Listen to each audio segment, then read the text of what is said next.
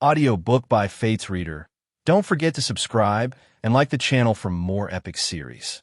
Drop your recommended novel in comments below. We love to know what you want to hear next. Tales of Herding Gods. Chapter 101. Corpse Immortal Cult. In the Yamen, a booming voice rang out in a sneer. Eternal Peace Imperial Preceptor coerces the Emperor in order to command the various sects. You have all suffered for long. Dike River County Magistrate Gao Jude acted as an accomplice and was willing to become the eyes and ears of Eternal Peace Imperial Preceptor. Therefore, even his death couldn't wipe out his crimes.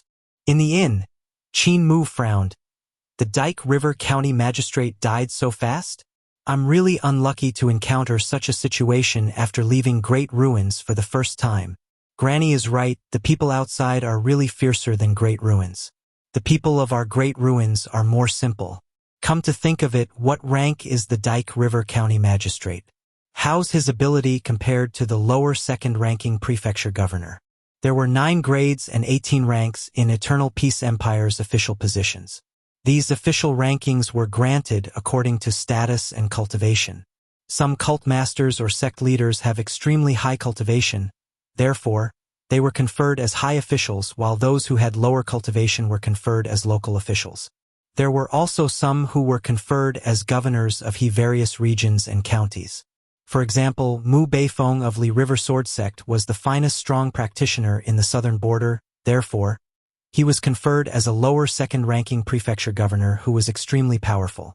Hu Linger sobered up and quickly executed her spell. The demon wind whirled out from the window while Qin Mu raised his hand and threw a cushion into the air. With the demon wind blowing on the cushion, Hu Linger immediately leaped up onto the cushion and asked bewilderedly, "Young master, even if they are rebelling, they won't go as far as to massacre the commoners in the entire city, right? They shouldn't be a threat to us." Qin Mu jumped out of the window, and before he could land on the ground, a gust of demon wind came blowing over, and the youth immediately stepped on the demon wind to rapidly sprint out of the city. My sword is Junior Protector Sword, which is the sword of a lower first-ranking high official of the imperial family. If discovered by these rebelling people, we are definitely going to die. Furthermore, a man won't stand beside a collapsing wall. These rebelling people will definitely not allow the commoners in the city to leave, therefore we'll only be trapped if we stay here. When the great army of Eternal Peace Empire arrives, how many people will still be alive in the city? Corpse Immortal Cult seems to use corpses to cultivate. Hu Linger gave an uncontrollable shiver. Qin Mu's last sentence was simply too terrifying. Corpse Immortal Cult used corpses to cultivate, which also meant if the army of Eternal Peace Empire came forth to pacify this rebellion, the commoners in the city would probably be refined into flying zombies by the Corpse Immortal Cult regardless of their identities or statuses. At this moment, Dike River County was already in a great mess as battle cries sounded out everywhere. Corpse Immortal Cult came prepared this time. They first dumped the flying zombies that they had refined to block the dam of Dike River County, and then divided up their forces to infiltrate into the city. When night came, the cult master of Corpse Immortal Cult attacked the Yamen first to kill the magistrate. Even though the magistrate of Dike River County was also an expert and had extraordinary divine arts, he could only give up his head when he got raided. At the same time, the other experts of Corpse Immortal Cult rushed to the 4 city gates to intercept and kill the soldiers in County City, while the cult master brought the rest to kill officials like the county deputy, the county military officer, and the official registrar so that the soldiers would have no one to lead them. Even though there were still experts in Dike River County, there was no one to give commands, and each fought his own battle. On the other hand, Corpse Immortal Sect used the yellow joss papers to line up a formation and constructed pathways that led everywhere in the sky. Their people in different locations could provide support to each other, therefore Corpse Immortal Cult was bound to emerge victorious in this massacre. Cult Master has ordered to lock down the entire city and let no one leave. A shout came from the center of the city. Qin Mu had the foresight to leave early. With Hu Linger executing Demon Wind and Qin Mu stepping on the wind, just as the human and the fox was about to fly out of the county, sword screeches suddenly sounded out. Qin Mu even didn't look back while his fish dragon spat out Junior Protector Sword, which flew into the sky and thrust backward. Ding! A crisp sound traveled out, and the flying sword which was thrust towards Qin Mu's back was deflected away. The speed of the momentum of Junior Protector's sword wasn't reduced as it flew along the vital chi thread and stabbed that person's chest, nailing the black-clothed man, who was stepping on yellow joss papers, to a flagpole. The disciple from Corp's immortal cult ambushed him from his back, but since childhood, he had learned sound localization from blind. The direction where the sword came from, the location where the person was standing couldn't escape from his ears. As that person gave a lethal blow ruthlessly, it was almost conditioned reflex that Qin Mu countered it by stabbing the opponent with Junior Protector's sword. It was a habit he had cultivated since childhood. The demon wind brought the human and the fox out of the city when a voice cried out, "Senior brother He-in, someone has escaped from the city and even killed little junior brother?" Little junior brother? An astonished and furious voice sounded from the center of the city. "What are you people doing? How could you let little junior brother put himself in danger? How am I supposed to explain this to Cult Master? Guard the city. I'll go kill him." Qin Mu stopped in his steps and the demon wind instantly scattered. Hu Linger abandoned the cushion in the sky and leaped onto the backpack on Qin Mu's back before tunneling in. Little junior brother? Could he be the son of the cult master of Corp's immortal cult? Qin Mu landed on the ground and immediately sprinted away while thinking to himself, he could also be just a normal disciple. Hu Linger's demon wind may be convenient, but its speed couldn't match the speed of Qin Mu's sprint.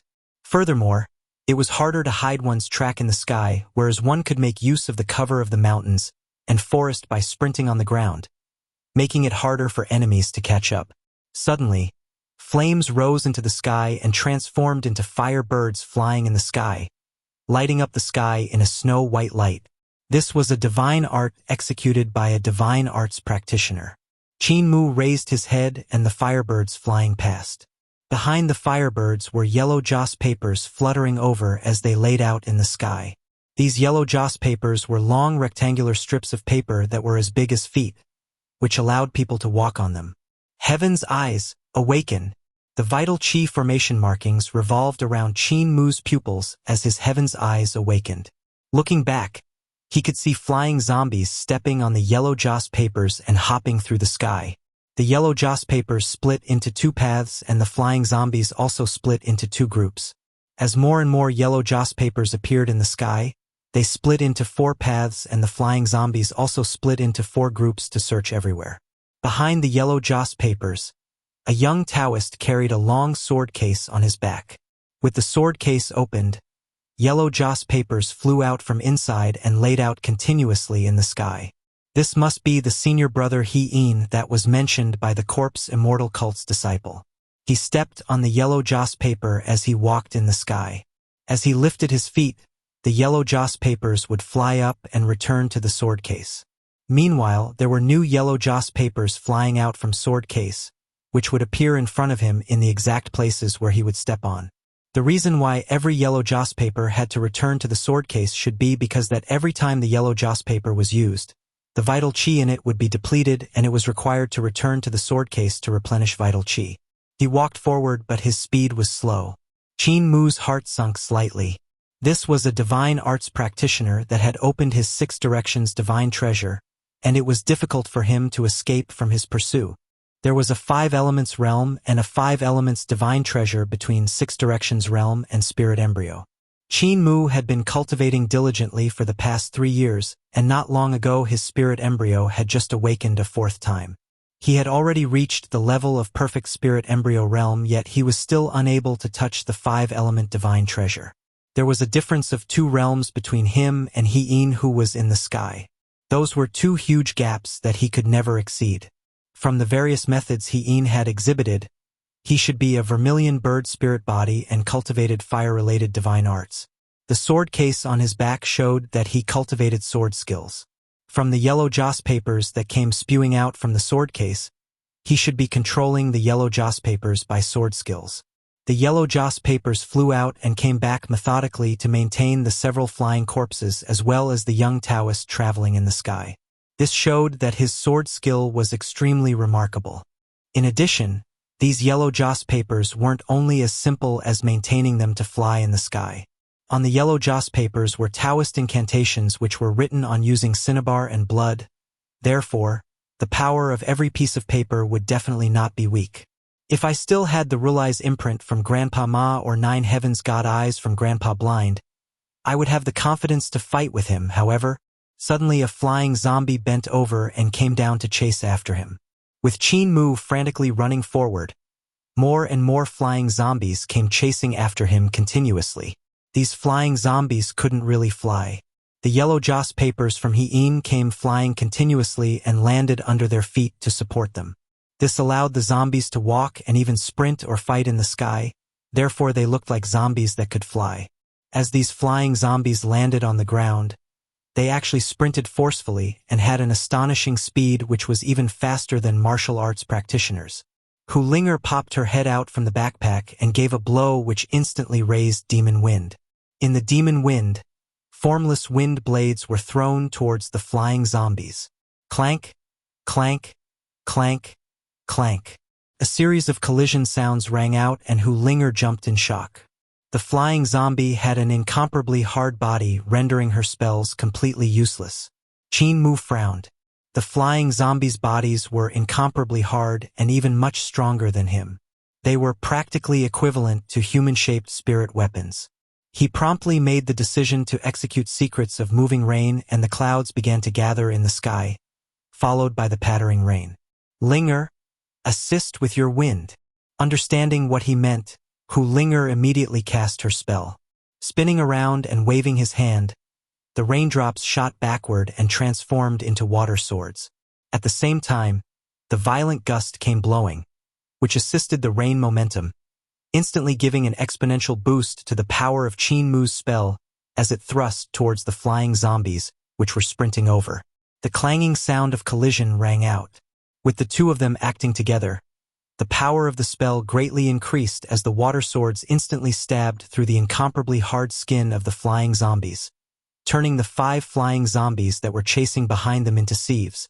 However, those flying zombies seemed to have no feeling of pain as they continued to chase over frantically.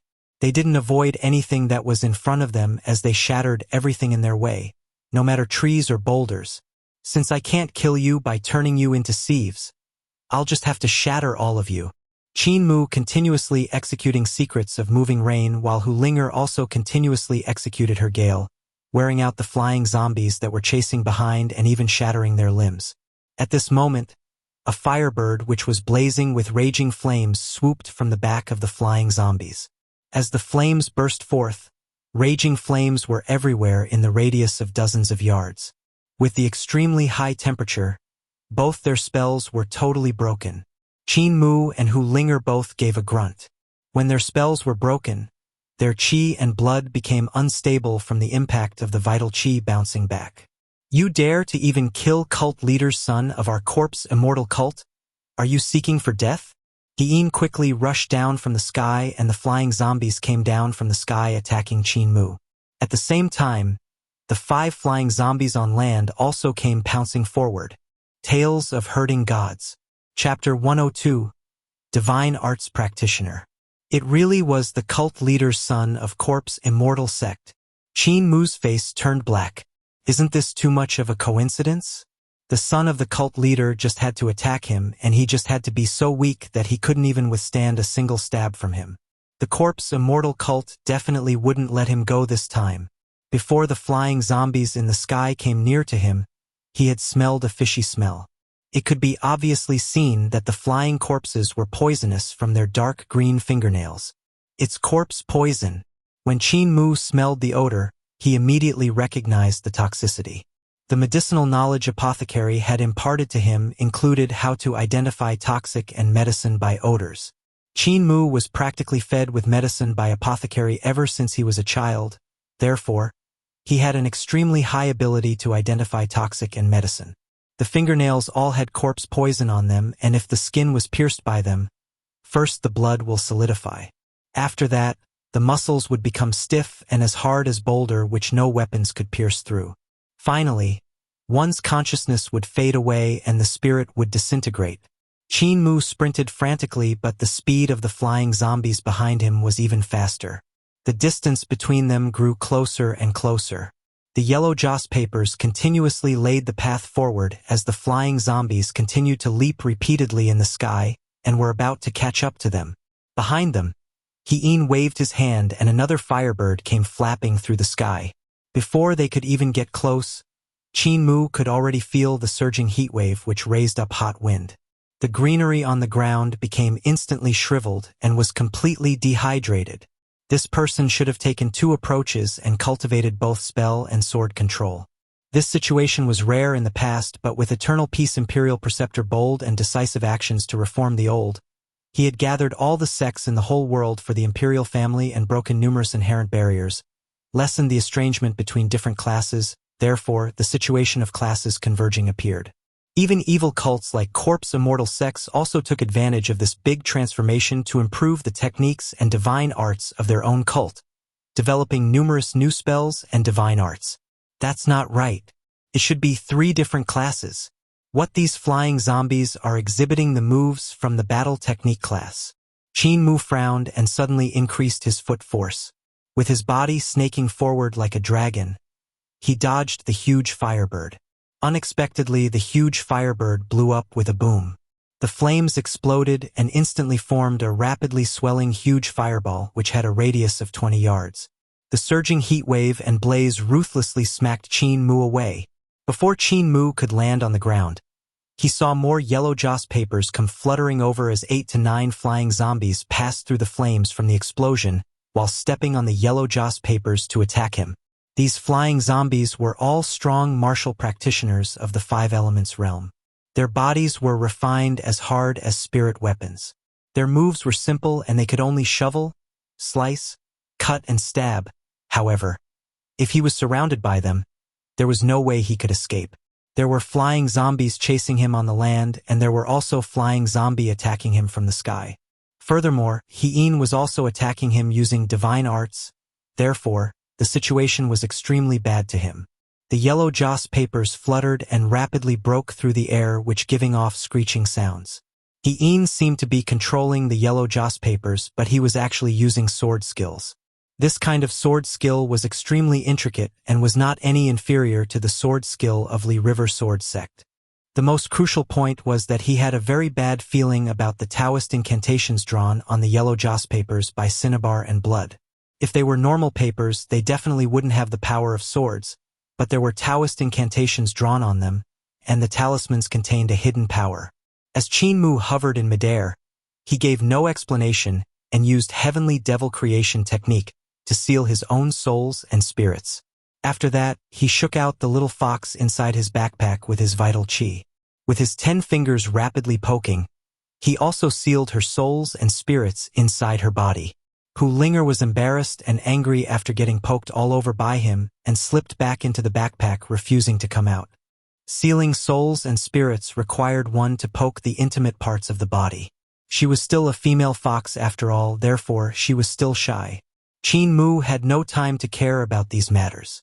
The yellow joss papers were paper money that was burned for the deceased, and the talisman drawn onto the yellow joss papers meant that the power of the talisman was most likely aimed at the souls and spirits. If the power of the talisman burst forth when he got into contact with these yellow joss papers, his souls and spirits will probably be injured. Therefore, he had sealed his souls and spirits in advance to prevent himself from being caught unprepared from the vicious attacks. Whoosh! The yellow joss papers came spreading down from the sky, and with the yellow joss papers were 8 flying zombies. The yellow joss papers flew past both sides of Qin Mu, allowing the 8 zombies to surround and envelop him from all directions. With his body in midair, Qin Mu started to fall while the 5 tattered flying zombies leaped up from and attacked him. At the same time, the yellow joss papers weaved past the crowd of zombies. Bind! Qin cried out. A yellow joss paper suddenly burst into flames. However, the Taoist incantation written by Cinnabar and Blood didn't vanish and instead grew bigger and bigger as the flames floated in the air, shining on Qin Mu up in the sky. As if he had no feeling, the fish dragon leaped up behind Qin Mu's back and spat out a sword.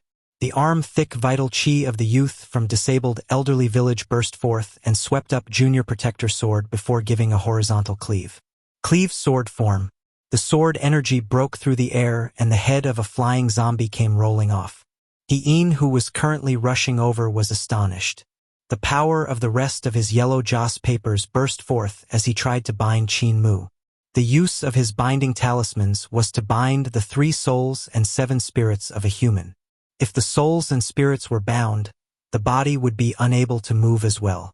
However, he was puzzled at why the previous binding talisman had not exhibited the effect.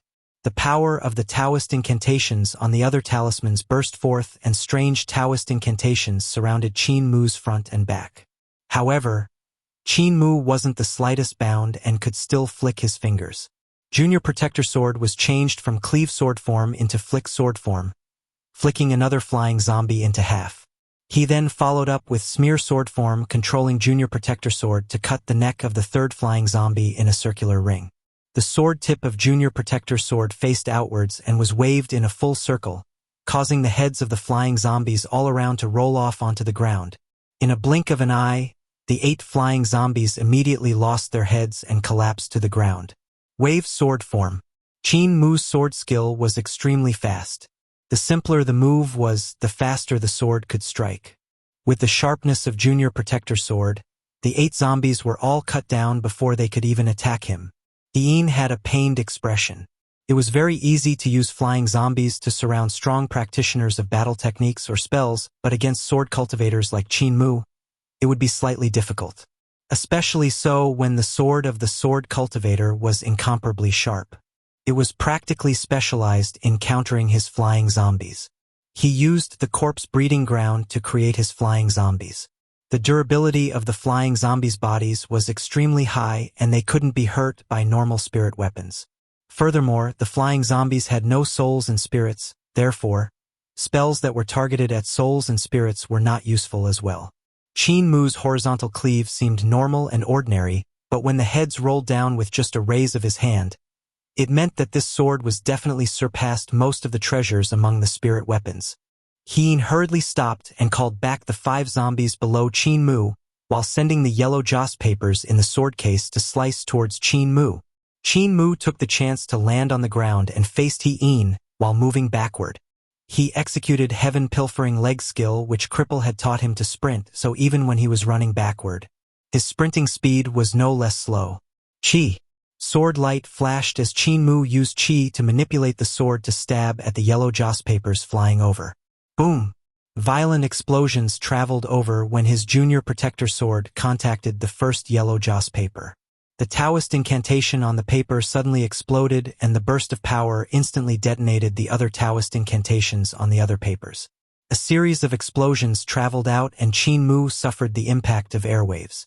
With huge tremors to his chest, the air in his lungs was nearly squeezed out as he flew backward uncontrollably. Flying dozens of yards away, Hu Linger in his backpack hurriedly executed her spells to raise a gale to cancel out the terrifying impact. Only then did Qin Mu manage to stop. However, the vital qi that was connected to Junior Protector Sword was also shattered by the explosions, causing Junior Protector Sword to whiz away and fall into the darkness. Qin Mu landed on the ground and took a deep breath before giving 2 violent coughs. Despite being prepared, his lungs were still damaged by the explosions. This was simply because he had worn the 100 Venom golden silk-made clothes. If he didn't have this set of outfit, he would probably have died from this explosion. He's actually still alive? Qin took out a jar of fishy-smelling ointment and threw to one of the flying zombies before flying towards Qin Mu immediately. Flame divine arts were hidden in his yellow joss papers, which could be used to slice opponents and could also explode. Apart from the explosions damaging the flesh body, the greatest damage was from the thunderclaps created from the explosions. If one faced the impact of the thunderclaps head-on, their 3 souls and 7 spirits would be shaken out of their bodies and disintegrate among the explosion. It was really out of his expectation that Qin Mu could actually defend against the explosions and also the thunderclaps, which could destroy the 3 souls and 7 spirits. However, it was nothing even if he had defended against that attack. Now that his extremely sharp treasure sword had gone missing after getting blown away, and with the injuries from the explosions, only death awaited Qin Mu. Instead of retreating, Qin Mu advanced and untied the sword sheath. He actually used his ability to use qi to manipulate the sword sheath like a treasure sword to stab it at Qin. At the same time, his footsteps flickered indefinitely like a phantom as he closed in on He-in. He-in sneered and his vital qi burst forth into firebirds which swooped towards Qin Mu. At the same time, the yellow joss papers fluttered out from the sword case on his back and slashed it at Qin Mu. Qin Mu's footsteps became increasingly swift and with a sudden shout, he thrust his fingers at him. Stab sword form. The sword sheath whizzed toward He-in, and he sneered as a yellow joss paper flew out from his sword case and faced the sword sheath head-on. Even though the power of Qin Mu's stab was not small, the opening of the sword sheath was facing towards him. Without using the pointier end of the sword sheath, even if it struck him, it won't deal much damage to him. He only needed to detonate one Taoist incantation and he would be able to block this attack from Qin Mu and blew the sword sheath away. Right at this moment, the opening of the sword sheath suddenly transformed into a fish dragon opening its huge mouth pouncing over. Being startled in his heart, He-in immediately heard the sound of something breaking through the air behind him. The junior protector sword which was blasted away actually whizzed back and came stabbing at the back of his heart. He-in immediately moved his body and wanted to avoid junior protector sword and the fish dragon transformed by the sword sheath. However, a small furry head popped out from Qin Mu's backpack and spat out a whirlwind to bind his body in place for that instant. As He-in broke free from the whirlwind, he felt a cold sensation from the back of his shoulder. Junior Protector's sword stabbed into his shoulder blade and penetrated through it, while bringing an arrow of blood into the fish dragon's mouth. Just as Qin Mu succeeded in his attack and wanted to chase, the blazing flames from the firebird engulfed him, which was followed by yellow joss papers flying into the flames. Boom! Violent tremors traveled out and Qin Mu flew backward while being covered in blood. His vital qi swept Junior Protector's sword as he crashed into the forest. He quickly leaped up and disappeared into the darkness. Tales of Hurting Gods. Chapter 103, Corpse-Killing Needles. He-in flew into a fury and wanted to give chase, but a sharp pain came from his shoulder. When Qin Mu used the sword sheath to recall Junior Protector sword, the power of that stab wasn't strong, but because the Junior Protector sword was too sharp, it still managed to penetrate through his shoulder bone and created a huge hole in his shoulder. He-in endured the pain and took out jade bottles, big and small. He first applied medicine which could stop bleeding before applying medicines that could treat broken bones and also regenerate flesh. However, the sharp pain was very unbearable. Meanwhile, a flying zombie behind him took out ointment from the medicine jar and smeared it on the neck of a flying zombie, which Qin Mu had beheaded. The zombie then grabbed the flying zombie's head and placed it back on the neck which had been smeared with medicine. The flying zombie's head swayed and gave a few cracks, however. His head had been assembled backward, therefore he was facing the back. The flying zombie which had treated him seemed to be oblivious and walked towards the flying zombie which had been split in half.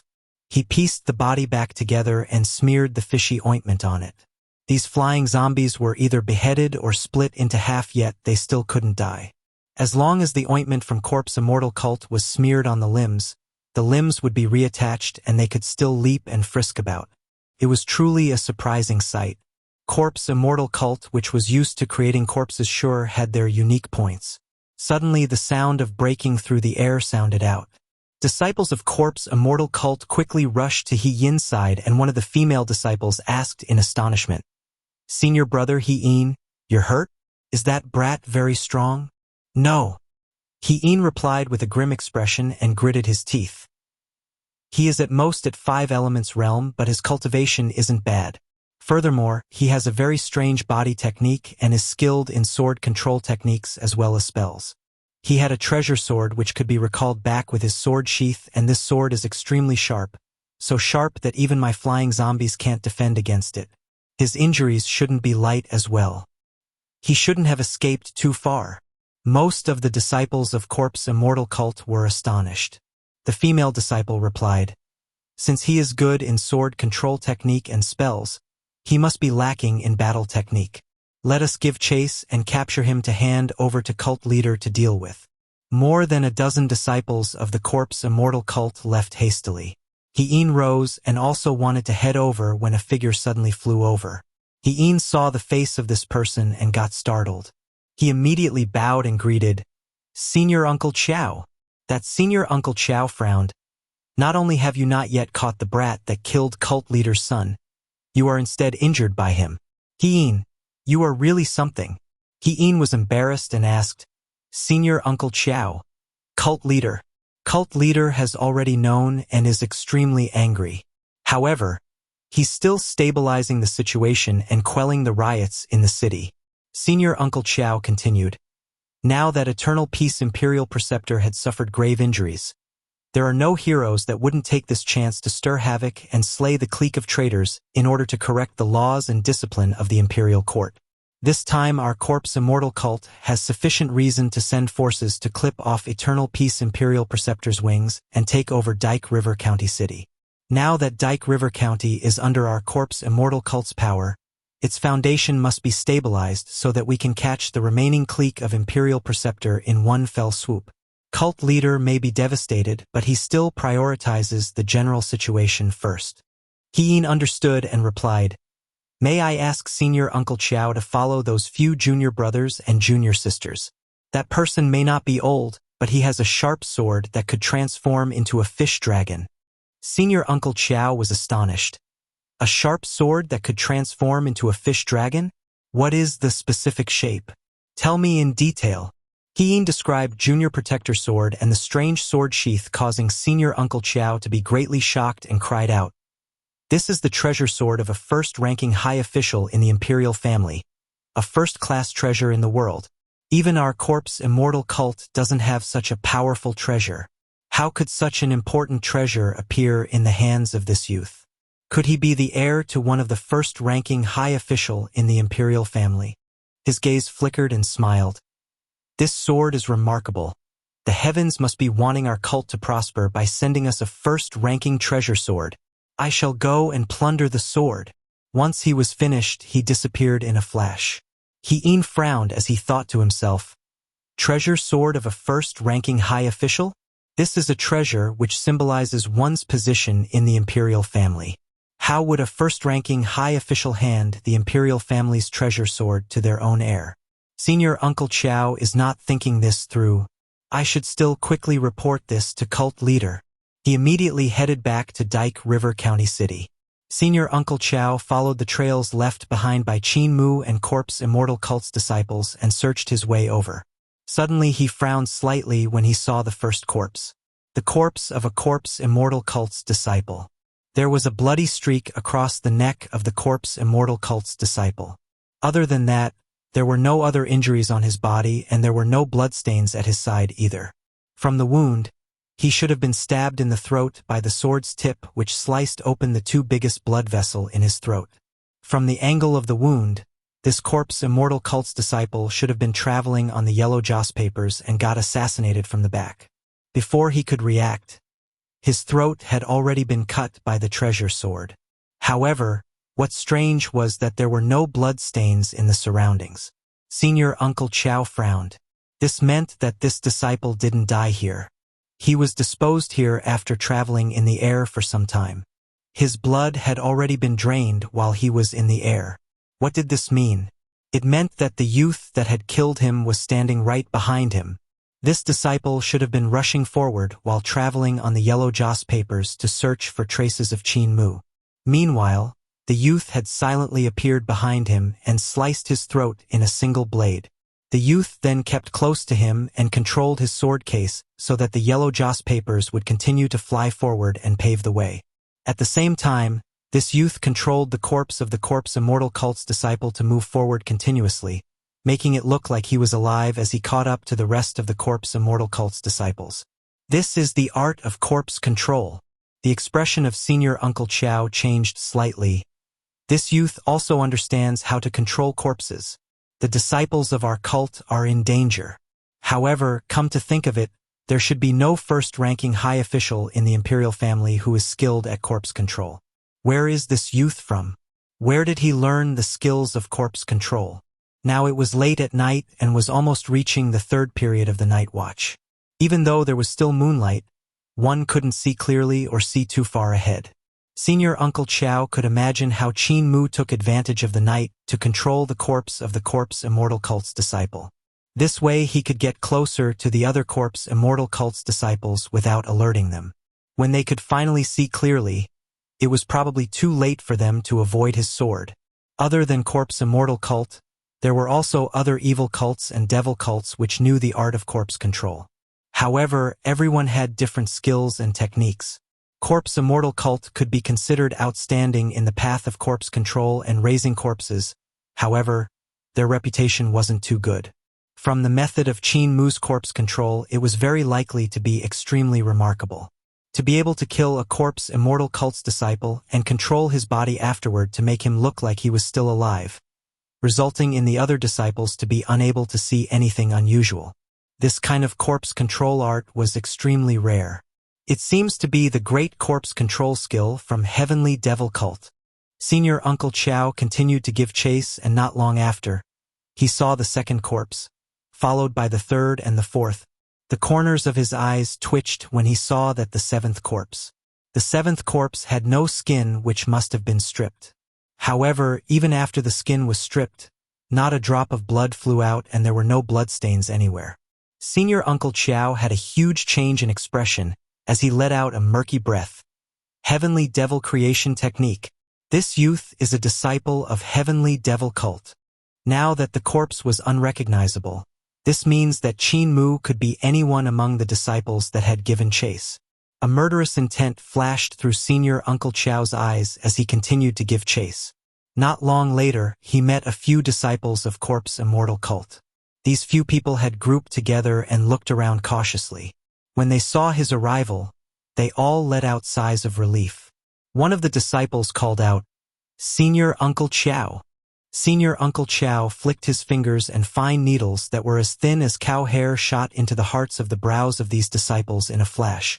Their gaze instantly turned lifeless as their souls and spirits rapidly disintegrated while they vomited out white foam.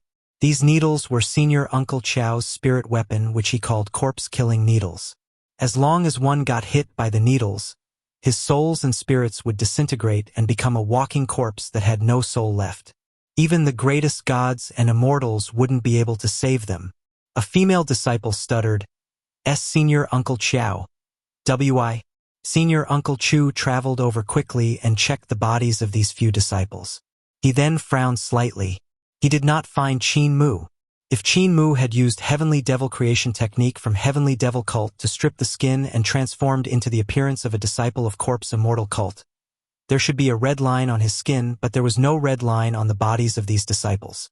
This meant that Qin Mu wasn't among them. Crap! I've fallen into his trap. I've killed the wrong people. The corners of Senior Uncle Chow's eyes twitched as he looked at the bodies of the Corpse Immortal Cult's disciples and calculated silently. If I leave their corpses as they are, I'm afraid cult leader and the other old fogies would perceive something. It's still better to get rid of the bodies. Flicking his nails, the powder hidden in his nails flew out and landed on the bodies. The flesh and blood of the Corpse Immortal Cult's disciples instantly melted. Even the bones and the clothes on their bodies also melted and turned into a puddle of pus. Senior Uncle Chow gave a sigh of relief and squinted his eyes to look at his surroundings. He didn't find any traces of Qin Mu. Suddenly his body trembled, and with a whoosh, countless of red dots flew down from his Taoist robes. They were thousands and thousands of corpse beetles. The corpse beetles vibrated their wings and flew off in all directions. As the moonlight sets in the west, the east was suffused in white. As the swarm of red-colored corpse beetles flew in the sky, they were like fireflies roaming in the wild before the sun rose. A first-ranking high official's treasure sword should be enough to use as a cult legacy's treasure. Senior Uncle Chow raised his head and looked at the red clouds in the east while mumbling, "Cult leader has been sitting in the leader position forever, and it's time for him to move his butt. Great ruins, disabled elderly village. Moor, it's time to wake up and eat. Why are you still sleeping?" Just as Granny C finished her words, she couldn't help turning blank. These few days after Qin Mu had left, she would also make an extra portion when cooking and called Qin Mu over to have his meal. She would always forget that Qin Mu had left the village. Granny C sighed and finished her breakfast alone and in silence. Putting the bowls and pots aside, she didn't wash them and just sat at the table, lost in her thoughts. Suddenly the little old woman stood up and went into her room to pack up her stuff. Carrying her basket, she walked out of her house with tiny steps and headed out of the village. At the village entrance, apothecary and village chief were still drinking tea, sitting around leisurely and contented. Granny C paid no attention to both of them. Carrying her basket, she continued her walk to exit the village. Old woman C, you want to leave the village. Aren't you going to say something? Village chief asked unhurriedly. Tales of Herding Gods. Chapter 104. Baddies Leaving the Village. Granny C turned around and blinked her eyes innocently. Who is leaving the village? Village chief smiled. I may be a laity, but I also know the intention of a song when I hear one. You haven't been eating and sleeping well for the past few days. Therefore you naturally couldn't stay here any longer and definitely want to go find Moor. Annoyed, Granny C retorted. You even saw through this. I'm leaving, not going to stay here anymore. Apothecary gave a cough and said, if you leave the village, who will help you suppress the devil in your heart? Because we are here in the past, the primordial spirit of Cult Master Li dare not be impudent. If you leave, I'm afraid you won't be able to suppress Cult Master Li. Cult Master Li has an extremely deep attainment in the devil path and even transformed into a devil seed before he died, planting himself into your Tao heart, living off your Tao heart, waiting constantly to bite back. If you can't vanquish him or suppress him, he will bite back and obliterate your primordial spirit and take over your body. Granny C's gaze wavered. He will not take over my body. Because he loves you too much? Apothecary sneered. That's where you're wrong. By taking over your body, he will be reborn with your body. That way he would become you. What he loves isn't you but your shell, so when he becomes you, he can love himself. He is the devil in your heart and you are also the devil in his heart. By using your body to be rebirth, he would have conquered the devil in his heart. Cult Master Li is using you to temper himself. He's trying to become God. Granny C shuddered and suddenly smiled. Apothecary, after saying so much, can you help me get rid of this devil in my heart? Apothecary fell silent. The primordial spirit of Li Tianqing had already been planted in Granny C's Tao heart, and he had no way to get rid of it.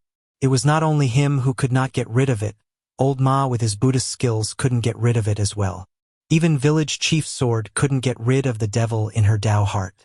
The only one would get rid of the devil in her heart was Granny C herself. All they could do was to help Granny C suppress the devil in her heart. I've stayed here for over 40 years, so what's the use of me staying on if all of you can't get rid of him? Granny C carried her basket and left without turning her head back. I'm going to find Moor. I'm always worried that he would go hungry and cold or get bullied by others. Don't you worry. If I can't suppress that old devil Li, I'll come back. Village chief and apothecary frowned together.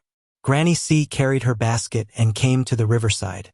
She summoned a river carrier over and boarded it, sailing downstream.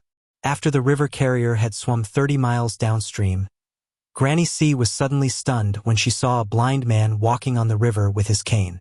Granny C's face instantly turned black and stretched her hand over to pick this blind man up, putting him on the back of the river carrier. She then asked angrily, Blind, are you trying to make me stay as well? Blind stared blankly and smiled. So it's Granny. I was simply walking. What is it about making you stay? Granny C was skeptical and asked, Aren't you trying to stop me and prevent me from leaving the village by running so far ahead early in the morning? Blind complained, You walk your path and I walk mine. Why do I need to make you stay? That's right, old woman. Where are you going? Can I take a lift from you? Granny C blinked her blurry eyes and smiled. I'm going to Eternal Peace Empire. Do you want a lift? Blind clapped his hands. I'm going to Eternal Peace Empire as well. Granny C stared at him with her eyes wide open. Looking at Blind's innocent face, Granny C sneered. What are you going to Eternal Peace Empire for? Blind replied indifferently. My eyes are blind, so I'm going to find the person who had dug out both of my eyes. Granny C's heart gave a jump. She then smiled. I thought you were worrying about Moor's safety and planned to go to Eternal Peace Empire to find him. So you were going to take care of your proper business. He has grown up and naturally he would be able to handle all sorts of changes. Blind's words made Granny secretly ashamed until she heard what Blind continued to say. I'll not find him and will instead observe him from the shadows. At this moment, a shooting light flashed past in the sky, and when Granny C raised her head, the shooting light had already disappeared without a trace. Suddenly that shooting light turned back again and landed on the back of the river carrier with a swoosh. Cripple's figure appeared as he looked resentfully at the two people on the beast's back. Blind grumbled angrily, Cripple, it's scary to see you running around like a ghost. What are you doing? Going out of the village to take a walk. Cripple took a look around and asked, Have any of you seen Old Ma? I haven't seen him since yesterday. He didn't return last night. Granny C was astonished. Old Ma didn't return? He always returns to the village punctually. Cripple sighed and said, I reckon he must have also missed Moor and left for Eternal Peace Empire. I'm going to find him. This old fellow left without saying a word and I'm going to question him why. Why did he have to abandon our friendship of many years? I'm also going to take a look at my leg. Blind sneered. Aren't you thinking of finding Moor? Cripple retorted coldly. Me miss him? I wouldn't miss him. He's just a brat that was picked up by us and had been naughty and annoying since he was small. I have long wanted to send him away. Look ahead. That scoundrel in front looks like Butcher. It really is Butcher. A while later, there were 4 people standing on the back of the river carrier. Of course, Butcher was using his hands to stand. The 3 of them looked at one another while Blind propped himself with his bamboo cane and listened. However, no one made a sound. Granny C carried her basket. Cripple propped himself with his cane and whistled. Butcher put down both of his hands and placed them on his hips to look around. After some time, Blind mumbled, Other than the 4 of us, Old Ma had also run away, so only Apothecary, Village Chief, Deaf and Mute are left in the village. Mute ran off. Butcher gave a grunt and said, Before Village Chief and Apothecary woke up, Mute had already run off while carrying a huge chest. I came out to chase him, but I couldn't catch up. Blind was stunned and didn't know whether to laugh or cry. In that case, only Deaf, Village Chief, and Apothecary are left. Cripple chuckled. We are not missing Moor at all.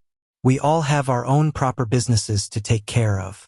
I'm going to the Imperial Palace to take a look at my leg in case Eternal Peace Imperial Preceptor decides to marinate it, grill it, and smoke it. It would be bad if he decides to make it into ham. Blind nodded his head. I also have proper business to take care of. I need to take revenge for my eyes. Granny C also nodded repeatedly and smiled. As the saintess of the sacred cult of the previous generation, I'll naturally have to meet the new cult master for his ascension to power. Butcher took a while to think of a reason and said, I think the lower half of my body could have been dropped at some place. I'll need to go and take a look. I might still be able to reattach it. The 4 of them all gave sighs of relief and spoke in unison. Therefore, we all have proper businesses to take care of. In disabled elderly village, Village Chief and Apothecary sat at the village entrance and drank their tea silently. After some time, Apothecary said, There are only 4 of us left in the village. Apothecary, Old Ma had left yesterday. Village Chief drank his tea and continued. Their temperament is still poor and they can't sit still. Deaf is still the man of great erudition and scholarship, being able to keep himself calm and comp. He turned his head and stared blankly at Deaf, who walked by them carrying a bamboo basket which was shielded from the sun with a cloth. Apothecary couldn't resist asking, Deaf, where are you going? Deaf seemed to not hear what he said and continued walking. That wretch is pretending not to hear again. Apothecary ranted angrily. Now there are only 2 of us left in the village. Village Chief didn't know whether to laugh or cry. He suddenly asked, When are you leaving? Apothecary hurriedly shook his head. How would I dare to leave when I have so many enemies outside?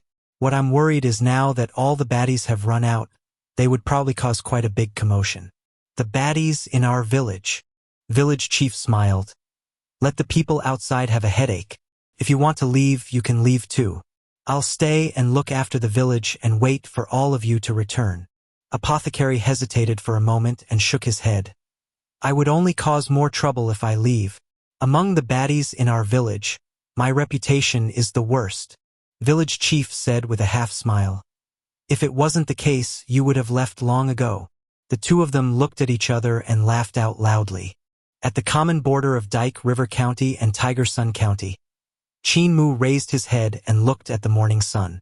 With vermilion bird vital chi bursting forth from his hand, he burned the clothing he had stole from the corpse immortal cult's disciple. As for the human skin, he had already thrown it away while escaping. He had still some qualms about wearing other people's skin. Furthermore, he was also carrying a huge backpack, and inside were all the scattered items that Granny C had prepared for him. He wouldn't be able to wear the human skin, or else there would be a huge hunch and be easy for people to see through his disguise. What is hidden in Granny C's hunchback? A curious thought emerged in Qin Mu's mind. As he was carrying a backpack, he would become a hunchback if he wore a human skin. Since Granny C wasn't a real hunchback, this meant that there was definitely something hidden inside. Qin Mu was very curious at what strange and rare items would be hidden inside.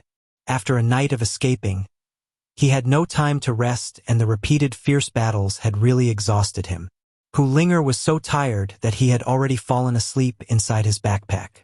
A gust blew over and Qin Mu immediately caught up to the cusp of gust to travel on the wind. However, a few steps later, he could feel the exhaustion in his body and could only land back on the ground to walk passively. Suddenly, buzzing sounds came from the sky, and looking towards the source of the sound, Qin Mu saw a few fire-red beetles flying towards him. These beetles seemed not to be afraid of humans as they circled close to him. Corpse beetles. The corners of Qin Mu's eyes twitched as he gave a yawn and mumbled to himself, "I'm so tired. I should find a place to sleep." Giving a few flicks with his fingers, the few beetles instantly exploded into pieces. Qin Mu immediately increased his speed and rushed away. He had once seen this kind of corpse beetle at Apothecary's place. There were green and black corpse beetles, but the red corpse beetles were the hardest to get. These red beetles he saw were indeed the red corpse beetles. And at this moment, more buzzing sound came out. Raising his head to have a look, his scalp turned numb when he saw a red cloud heading for him aggressively. That red cloud flew lower and lower. Suddenly, the red beetles flew into the forest and tunneled into motley burial mounds. The ground of the motley burial mounds trembled, and skeletons crawled out from the ground, came striding to Qin Mu. More corpse beetles flew over and tunneled into the bodies of wild beasts like wild wolves and fierce tigers on their way. The eyes of those wild beasts turned red with fury and actually pounced towards Qin Mu. Tales of Herding Gods. Chapter 105. Lizhou Prefecture Magistrate. Expert from Corpse Immortal Cult. He's even stronger than that divine arts practitioner called Hien. He's at least one realm higher than him. Qin Mu's heart trembled violently. These corpse beetles should be raised by the expert of Corpse Immortal Cult. He was able to control so many corpse beetles from such a far range and use them to control the countless skeletons in the motley burial mounds as well as the various beasts in the wilderness. From this, one could imagine how dense this person's cultivation was. This was much harder than controlling flying zombies. These corpse beetles entered the bodies of the skeletons and the fierce beasts, resulting in their strange transformation. The bones of the skeletons turned red in color, while the fierce beasts just turned into red-furred carcasses which chased after Qin Mu frantically. This kind of method was much stronger than Hien's. His motive is not to kill me, but to delay my escape by using these corpse beetles to control the skeletons and beasts. Qin Mu used his vital chi to control his sword. As Junior Protector Sword flew out, it executed wave sword form, and the treasure sword flew continuously in circles around him, creating loops after loops. As he continued to sprint forward, Junior Protector Sword also continuously cut its way forward, slicing the skeletons and red-furred beasts pouncing from front and back into pieces. However, every time a skeleton got shattered and a red-furred beast got sliced into pieces, there were red corpse beetles flying out from their bodies. They would either tunnel into the ground or fly into the distant forest, resulting in a never-ending cycle of corpses tunneling out and red-furred beasts rushing out from the forest. Qin Mu's scalp turned numb. These carcasses and skeletons had delayed his escape. That expert which was chasing him would definitely catch up in a while. Right at this moment, Hu Linger was rudely awakened by the commotion. Seeing the situation, she immediately executed her spell to summon the demon wind. The power of the wind grew larger and larger until it turned into a tornado and swept away all of the red-furred beasts and skeletons that were blocking their way. The pressure on Qin Mu decreased hugely, which increased his speed as he sprinted forward. At this moment, a red corpse beetle flew over and landed on Qin Mu's backpack. It then tried to tunnel into Hu Linger's nose. Hu Linger gave an astonished scream and immediately scrambled out from the backpack and climbed onto Qin Mu's shoulder. More beetles came buzzing over. It was obvious that the expert from Corpse Immortal Cult who was chasing them had discovered that Hu Linger could control the wind. Therefore, he had targeted her with the corpse beetles, trying to turn her into a red-furred beast as well. Sunshine refining Yang's soul in the sky. Qin Mu's vital qi transformed into blazing flames as he cast a madra into the sky. The vermilion bird vital qi transformed into a burning sun shooting off its brilliant rays. The corpse beetles squeaked weirdly as green smokes started to emanate from their bodies. All of them landed on the ground and remained motionless. Thunderclap 8 strikes works. It can destroy the souls and spirits of the corpse beetles. Qin Mu was astonished and surprised. He executed Sunshine refining Yang's soul in the sky as he sprinted, and green smoke came out from all of the skeletons and carcasses when they got shown by the burning sun. The skeletons clattered to the ground in pieces while the carcasses dropped to the ground. And so the skeletons and carcasses stopped blocking his way and started sprinting with him. As the skeletons sprinted, they suddenly stretched out their hands to pluck off their ribs to use them as curved blades, throwing them at Qin Mu. Hundreds of ribs as thick as huckleberries whizzed past and whirled in the air. The ribs flew in an arc, therefore even if they didn't hit Qin Mu, it would fall back into the skeleton's hands. Qin Mu's head started to ache and he could only execute wave sword form again to block all the curved ribs blades which attacked him from all directions. His speed was once again slowed down. Corpse Immortal Cult's offensive methods were simply strange. They had flying zombies, yellow joss papers, corpse beetles, skeletons, red-furred carcasses, and even skeletons which broke off their ribs to use them as flying blades. It was really fantastic oddities of every description. Suddenly Qin Mu saw a farmland in front and there were farmers farming. It was the season of spring harvest and there were many farmers who had woken up early to harvest their crops. Run away quickly! Qin Mu waved his hands and shouted, "Everyone, run quickly!" Those farmers raised their heads to take a look and couldn't help being startled. The skeletons and red-furred carcasses swarmed over like flood and looked terrifying.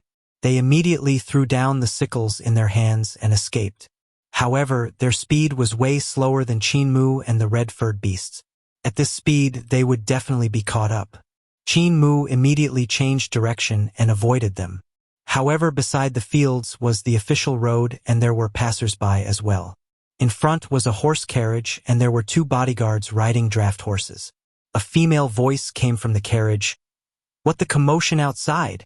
A bodyguard on the horse bowed and replied, "My lord, there is a disaster caused by skeletons which are currently chasing a youth in embroidered clothes." The youth was worried they would collide with the farmers in the field, so he had lured the skeletons to horde onto the official road. There are also red-furred beasts and they looked very strange. They should have been controlled by someone with corpse beetles. It's mostly like Corpse Immortal Cult from Xiangxi. Now that the world is starting to be peaceful, there will always be demons and monsters coming out to create havoc. The woman in the carriage commanded, "Bodyguard Sure, go and get rid of the skeleton horde and red-furred beasts. Don't drag the commoners into the fray." "Yes, my lord." The bodyguard didn't get off the horse and instead took out a silver sword pellet. With a flick of his finger, his sword pellet flew into the sky and whirled in the sky. With every spin, there would be a snow-white sword light shooting out.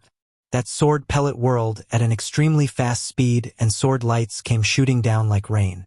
When Qin Mu was running, he could only hear a whooshing sound as the skeletons sprinting behind him shattered into pieces and turned into powder. Meanwhile, the red-furred beasts were beheaded.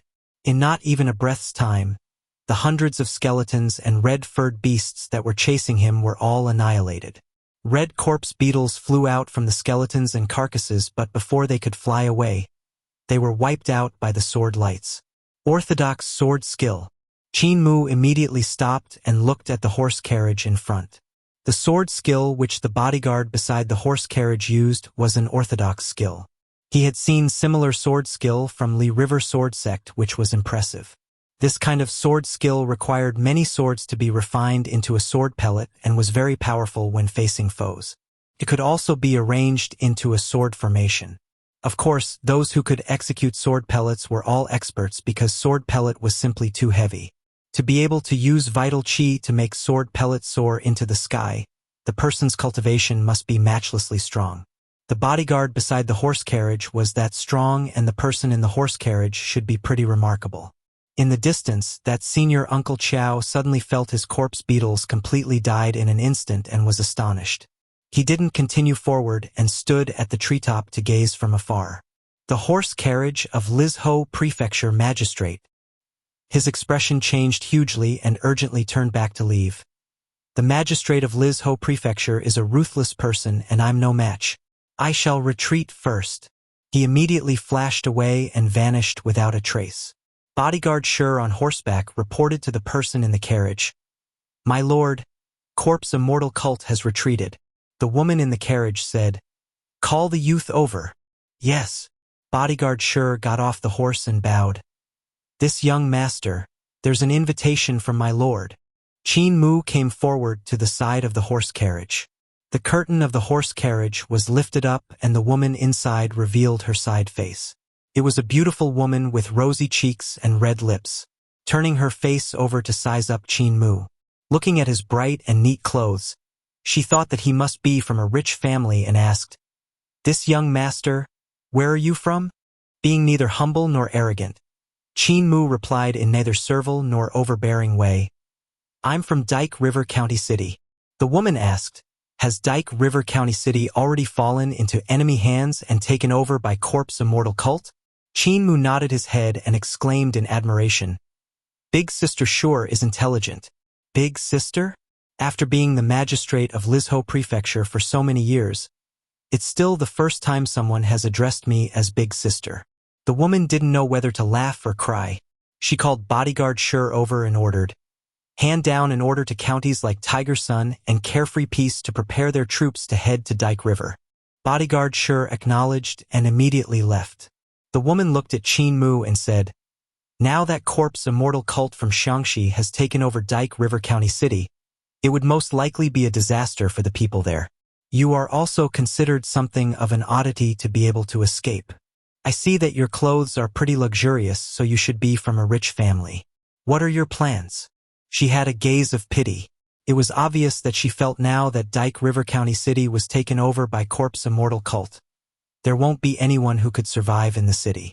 Since Qin Mu was from Dike River County, his family would have most likely died in Dike River County, and there was no way for them to come out alive. That's why she would ask if Qin Mu had any plans.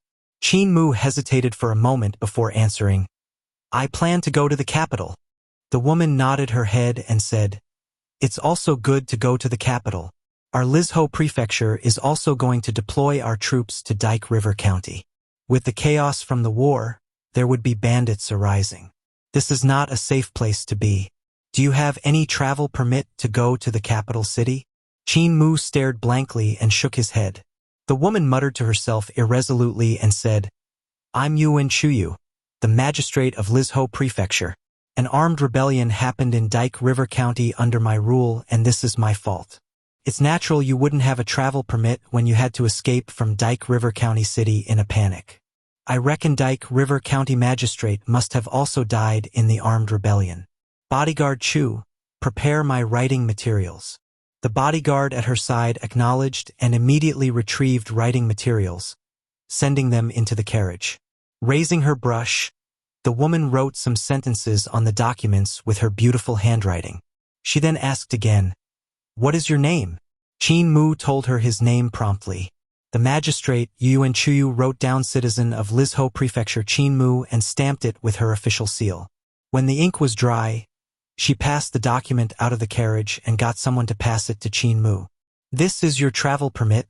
a document to clear the customs. With this travel permit, you can enter all the big cities you pass by on the way, and no one will give you any trouble. Magistrate Yuan Chuyu placed down her curtain and her voice came from inside. There's no need for you to miss your family. There's nothing worth reminiscing left in Dike River County. Go to the capital city quickly. My elder brother Yuan Chuyun is an official there. When you reach the capital city, say that I have recommended you. I hope that I can still see you again. Thank you, big sister. Qin Mu bowed and went down the official road. Yuan Chuyu sighed. A pitiable boy, ruined and orphaned at such a young age.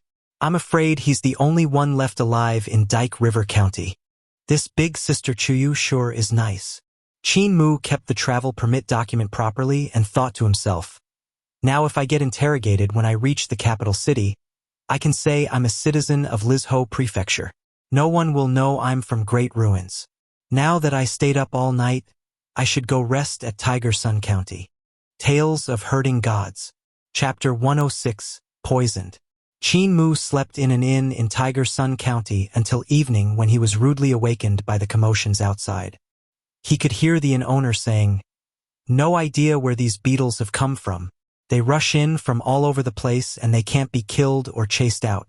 This is the red beetle. Officer, can you take a look to see if they are harmful?" Qin Mu's heart leaped and hurriedly got up. He woke up the little fox and packed his baggage. The inn owner was still talking about the matter regarding the bugs with the officer below, however. The officer was only a martial arts practitioner and knew nothing about this kind of bugs. There are many bugs of this kind in the city. They weren't around earlier. It must be the upcoming war which caused this bug infestation. Just trample these bugs to death. They can't be crushed or be burned to death. Even when I watered them with boiling water, they were still leaping and frisking about. One of them even went into a guest's mouth, and he couldn't even get it out by vomiting. Qin Mu left a great abundance coin on the table and pushed open the window. Hu Lingder executed her spells to summon a demon wind, and Qin Mu jumped out, stepping on the demon wind as he traveled away. At this moment, he could see the red corpse beetles flying scattered in the sky above Tiger Sun County. Qin Mu flicked his fingers repeatedly, and every flick was like a thunder bursting forth. The corpse beetles nearby him dropped to the ground before they could even see him. Why is Corpse Immortal Cult so persistent like a ghost? We just killed their cult leader's son. Is there a need for them to pursue us relentlessly? Hu Linger ranted angrily. Qin Mu landed on the ground and quickly sprinted away. He also bought a few trays of steam buns and just took the whole bamboo steamer along with him. Just as the owner was about to shout theft, a great abundance coin came flying onto the table of his stall, making him can't help feeling overjoyed. Qin Mu stuffed buns into his mouth as he quickly ran out of the city. Hu Linger jumped onto his shoulder and grabbed a piping hot bun. Yelping repeatedly from the heat of the hot bun, she tossed it around in her paws. Enduring the heat, she took a bite and stuck her tongue out from scalding it. The human and the fox quickly finished the buns. When Qin Mu looked back and didn't see any red corpse beetles following over, he gave a sigh of relief. Hu Linger tunneled into the backpack and took out the Eternal Pieces geographic map. Qin Mu opened up the geographic map and checked it. He then raised his head and took a look at the surroundings. After he determined his location, he immediately increased his speed and rushed towards the capital city. Meanwhile, in Tiger Sun County City, many of the red corpse beetles couldn't find Qin Mu and flew out of the city. Outside the county's city, Senior Uncle Chow sat on top of Flat Sun Mountain and called back his corpse beetles with a slight frown. Yet at this moment, he saw a single-arm elder walking over, and when the elder passed by him, he stepped on one of his corpse beetle with a squash. Senior Uncle Chow was about to spew vulgarities at him when he suddenly came to a realization. My corpse's beetles are incomparably durable, so how can they be squashed to death so easily? This single-arm geezer is an expert, and it's best not to provoke him. When the elder walked far away, Senior Uncle Chow identified the directions and thought to himself, there are no signs of him nearby, and since the way here has been blocked by me, this brat has only east, west, and north to escape from. My flying zombies have already reached City West and City East, and no traces of him could be seen there. In that case, he must have gone up north. He immediately moved and headed north. After a short distance, Senior Uncle Chow met the single-arm elder again. He looked at the hollow sleeve of the elder who walked slowly and steadily towards the north. Senior Uncle Chow had no intention to take heed of him. Some of his corpse beetles formed a red cloud and carried him into the air while the rest flew into the forest to search for any traces that Qin Mu might have left behind. Squash, squash. The single-arm elder crushed another 2 corpse beetles and Senior Uncle Chow raised his eyebrows while holding back his anger.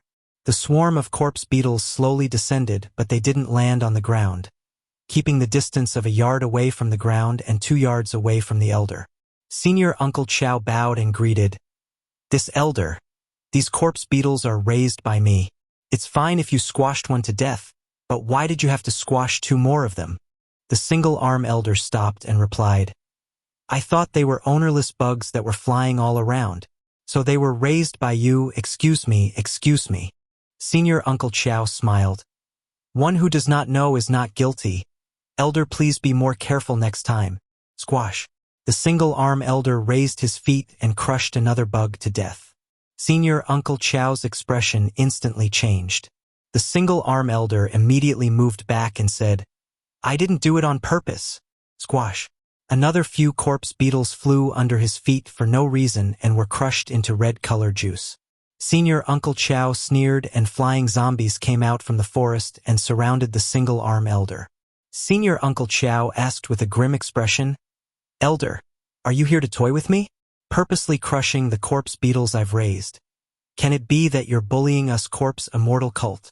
The single-arm elder immediately explained, "So you are an expert from corpse immortal cult. Don't be misunderstood. Your bugs had made their way under my feet by themselves. You can't blame me." Senior Uncle Chow didn't know the depth of his cultivation and was slightly afraid. His expression eased and forced himself to say, "Since it's not on purpose, let's leave it at that." As he was about to leave, he heard another squash.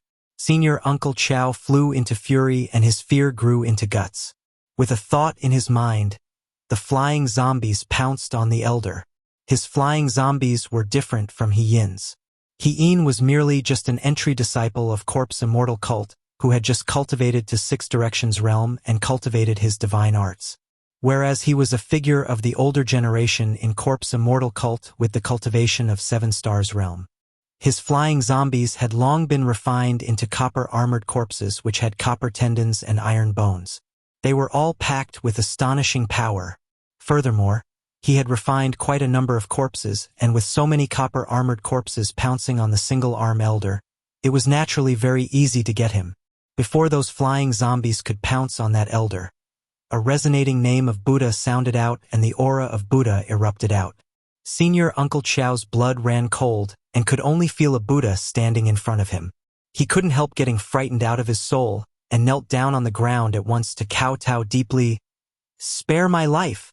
Meanwhile, the flying zombies were shown by the Buddha's aura, and they fell flat onto the ground. The connections between him and his zombies were completely cut off. They were instantly enlightened by the single-arm elder and could never harm people anymore. "Stand up." The single-arm elder gave him a look and walked away. "Anyone can make mistakes. Forgive them when possible. I shan't kill you, but I wish you could spare people if it's possible to let them off." Senior Uncle Chow raised his head and looked at his surroundings. He let out a sigh of relief and thought to himself, "Luckily I'm smart. If trained properly, any skill would be able to save lives, for example, kneeling when you can't win." He got up and composed himself with a pained expression on his face. "These flying zombies cost countless years of my blood and sweat to create. Never would I expect all of them to be destroyed. Who is that single-arm elder? He's really powerful. He even didn't attack and just shone once with his aura to destroy my precious. However, when I catch that brat and take away that first-ranking high official's treasure sword, everything would be worth it."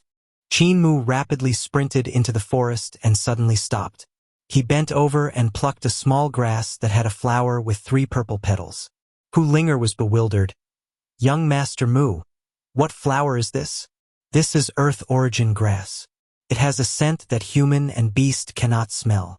Qin Mu carefully plucked the small purple flower. He threw away the flower and kept the leaves and rhizoma. He continued to wander around the forest and search for another few herbs which were common herbs that could be seen in the forest. However, the scent of earth origin grass was abnormally fragrant to insects. Yet this grass has a poison which is not toxic to humans but deadly to insects. Therefore it is called the bane of 100 insects. These other herbs that I have picked don't have other uses other than to multiply the scent and toxicity of earth origin grass by 100 times. He quickly rushed forward. As he was running, his vital qi burst forth and propped the few herbs in the air. Using vital qi as a cauldron, he refined the medicine in the air. Flames burst forth in his other hand and roasted the herbs. At the same time, black tortoise vital qi was used to moisturize the herbs to prevent them from getting burnt. Before he crossed the call, Qin Mu had finished refining the medicinal energy of these herbs. Removing the medicinal dregs, his hands interlocked each other, and instantly some liquid that was like clear oil appeared in the middle of his palms. Qin Mu looked at the surroundings and found a clear spring in a call nearby and went over to wash his hands. He then exerted force and rushed away. Not long later, a red cloud came flying over in the sky which was omnipresent. It was the red corpse beetles of Senior Uncle Qiao. These red corpse beetles followed Qin Mu's trails and immediately caught up to Qin Mu. Suddenly the corpse beetles couldn't control themselves and flew down to the clear spring in the call. Senior Uncle Qiao, who was controlling the corpse beetle swarm from behind, was startled and rushed over at once. Looking at the red color bugs that lay dead around the whole mountain and wilderness, he felt his heart turning cold. The corpse beetles that he had painstakingly raised had all died completely. To be able to poison his corpse beetles all in one go, this ability made him tremble with fear. Furthermore, the most crucial thing was, Qin Mu, who had now gone far away, smiled and told the little fox hiding in his backpack. Corpse beetle is also a type of poison and is a great poison. The red corpse beetles are even more poisonous. The poison oil that I had just refined has no effect on humans, but if eaten by the red corpse beetles, it would merge with the toxicity of the red corpse beetles and turn into another poison which is even more terrifying. As long as one touches the poison, their flesh and blood will start to rot and their body would be paralyzed. They wouldn't be able to move and can only look at themselves rotting away. Hu Linger jumped in shock and cried out, "Young master, will the strong practitioner from Corpse Immortal Cult be poisoned? I see that his cultivation is quite high." Qin Mu said faintly, "That would depend if he would touch those corpse beetles or not." Looking at the sky, he gently said, "This toxic will detox itself. When the sun shines on it, the toxicity will break down and become weaker and weaker. After getting exposed to the scorching sun for an hour, the toxicity will be gone. However, in the next hour, whoever touches it dies." At the call, Senior Uncle Qiao's body trembled and he suddenly sneered, "Luckily, I still have more corpse beetles and the beetle queen is still here." At this moment, the corpse beetles on his body climbed out frantically and flew towards the poisonous spring in the kernel. Even the beetle queen also flew out. Senior Uncle Qiao gave a cry of alarm and immediately grabbed at the beetle queen, but the flying speed of the beetle queen was extremely fast. It had already come to the spring and drank the spring water. Senior Uncle Qiao grabbed the beetle queen from behind and was about to give a sigh of relief when his body suddenly turned stiff. The skin on his palm rapidly rotted and this rot was spreading up his arm. His muscles started to fall off from his arm and dropped to the ground, rapidly turning into pus. He could see his arm rotting, but he couldn't feel any pain. He wanted to chop off his arm, but his consciousness seemed to be separated from his body and couldn't control his body. Gritting his teeth, Senior Uncle Qiao mustered all his strength to lift his other arm. Suddenly his body lost balance and collapsed onto the floor. With his face on the floor, there were several more corpses of the dead corpse beetles under his face. Grandpa Apothecary was right. He told me if I can't win, I'll just have to use poison. The cowherd boy from disabled elderly village sighed ruefully in the distance. Tales of Herding Gods. Chapter 107. Fight 10 with one hand. 5 days later, Qin Mu came to Rivertune County. Rivertune County was much more flourishing than the other county cities he had seen on his way here. Rivertune County was a city that was practically built entirely on the river. This river was Gold River and not Surging River, therefore River Tomb was also known as Gold Tomb. The torrential waters of Gold River were vast and mighty like the sea. Originally River Tomb County was built on an island on the river, but as more ships came and went, it flourished and became overpopulated, therefore a large-scale construction was carried out to build a city. At that time, appointed as the magistrate of River Tomb County was the imperial preceptor today. At that time he was already a strong practitioner brimming with talent. He showed extraordinary abilities and gathered numerous skilled workmen and countless of divine arts practitioners to lay down deep stone pillars into the river. Every stone pillar was 300 yards long, and there was a total of 3,800 stone pillars. The top of the stone pillar was 100 yards above the water level, which allowed large ships to sail below and also floods to flow past. Eternal Peace Imperial Preceptor used huge stones to pave the road along with the skilled workmen and divine arts practitioners, and used divine arts to stabilize and construct River Tomb County. This was a very large project, and it took tens of thousands of divine arts practitioners tiring for 10 years to build this new city. Below the new city was a few impluvia for illumination, and when the rain got heavy, the impluvia could be used to carry away the rainwater. There were also some docks that were constructed below the city to facilitate the traffic. Beside the city were also harbors, big and small, for the ships coming here to load and unload goods. This place was simply bustling, therefore it was also called Small Capital. The scholar officials at that time criticized the construction of the new city and accused the River Tomb County magistrate of plotting a rebellion by building a river tomb city to intercept the dragon's vein of the empire. They petitioned the emperor to execute him. They also said that the River Tomb magistrate built a dragon's head on Gold River, having errant intentions. After Eternal Peace Imperial Preceptor accomplished this spectacular feat, he was summoned to the capital, and many people thought the emperor was going to execute him. Never would they thought that Crown Prince Yanfeng admired him extremely, and after Crown Prince Yanfeng ascended to the throne with his great skills and strategies, he promoted Eternal Peace Imperial Preceptor repeatedly and made him into the Imperial Preceptor not long later. Qin Mu had also heard these interesting stories from the helmsman and didn't know how much of it was true.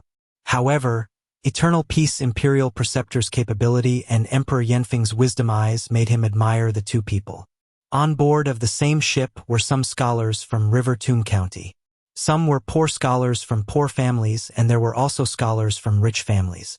Qin Mu made some inquiries and found out that most of these people were from elementary school and college. They were all students from the same school.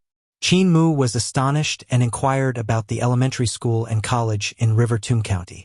Only then did he know about the reason for it. Elementary school and college were set up by Eternal Peace Imperial Preceptor and had been extended to the whole country. Imperial Preceptor told Emperor Yanfeng, "The lives at 8 years old, from aristocrats to the common people, will have to enter elementary school to learn Daoyin etiquettes, sense of propriety, rights in music, archery, literacy, cultivation to build their foundation. The talents of the students should be observed first. Then the students should be taught in accordance with their aptitude. Those students who have awoken their spirit embryos and broken the walls of their divine treasures are going to be chosen to enter college." Imperial Preceptor then told Emperor Yanfeng, "When they are at age of 15, the eldest son and the heirs of the Son of Heaven, as well as the heirs of the dukes, high-ranking officials, senior officials, imperial scholars will attend college with the talented common people. They will learn divine arts, sword skills, how to rectify one's mind, how to cultivate oneself, how to govern the people. They will be proficient in the knowledge of divine arts at all times. At that time, all of the college's scholars will be the students of your majesty, and there will be no need to rely on sections. As time goes by, the danger of sects would be got rid of." Imperial Preceptor also said, "Once one graduate from college, he can enter Imperial College. Imperial College's scholars will learn the paths of being officials and generals, and study the paths and govern the whole world. That way the 4 seas will attain peace and your majesty will be free of worries." Qin Mu sighed ruefully. With Eternal Peace Imperial Preceptor's way of scholarship, how can a country not be prosperous? The living space of the sects in Eternal Peace Empire was squeezed out by the elementary school and college.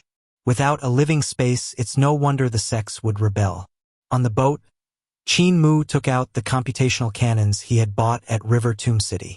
Studying it attentively, he wrote down his calculation methods with a charcoal pencil on the paper.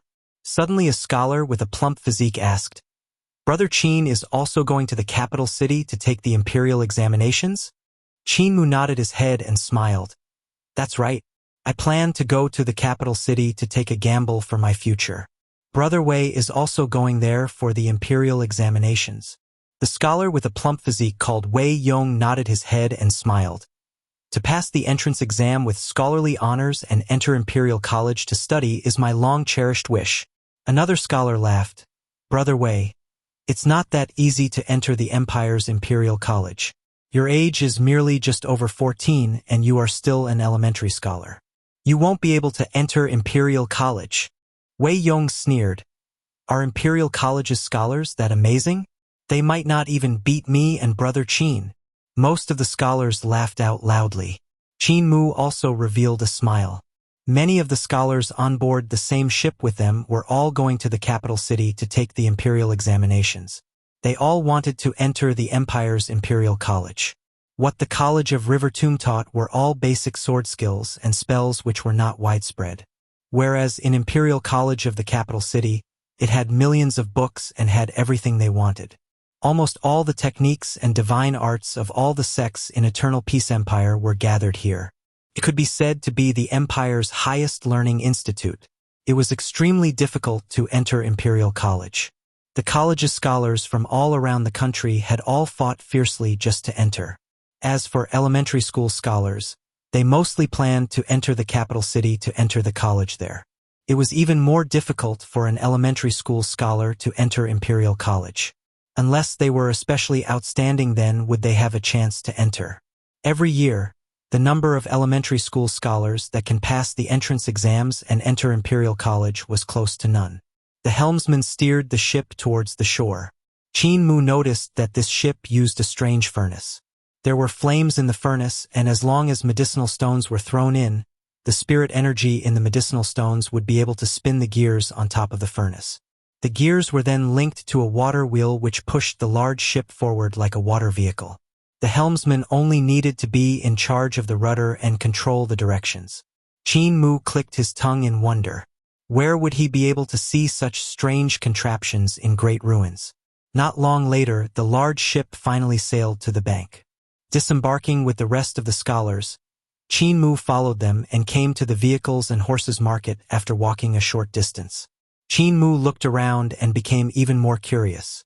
He could see land-traveling boats, flying vehicles, cranes, and land dragons for rent and sale. There were also some ships that were ready and waiting to set sail. Smokes were billowing out from these ships, and there were even flames mixed in with the smoke. "Brother Qin, over here." Wei Yong stood at the bottom of a ship and waved at him. The ship lowered its gangway, and there were some scholars going up the ship. Qin Mu walked over and raised his head to look at the ship, giving off an astonished expression. Wei Yong had been familiar with him from the beginning and smiled. "Land-traveling boats are too bumpy. Flying vehicles are too expensive. Cranes and land dragons have to brave the wind and rain. It's still the most comfortable to take a ship. It's just that the speed is slightly slower. However, it's still quite early before the selections. Therefore, let's take a ship to the capital city." Qin Mu agreed with him and asked, "How much is it?" Wei Yong took out a jar of wine and smiled. "You're more well-dressed than me, and you still care about the price? Sister Fox, I bought some wine for you."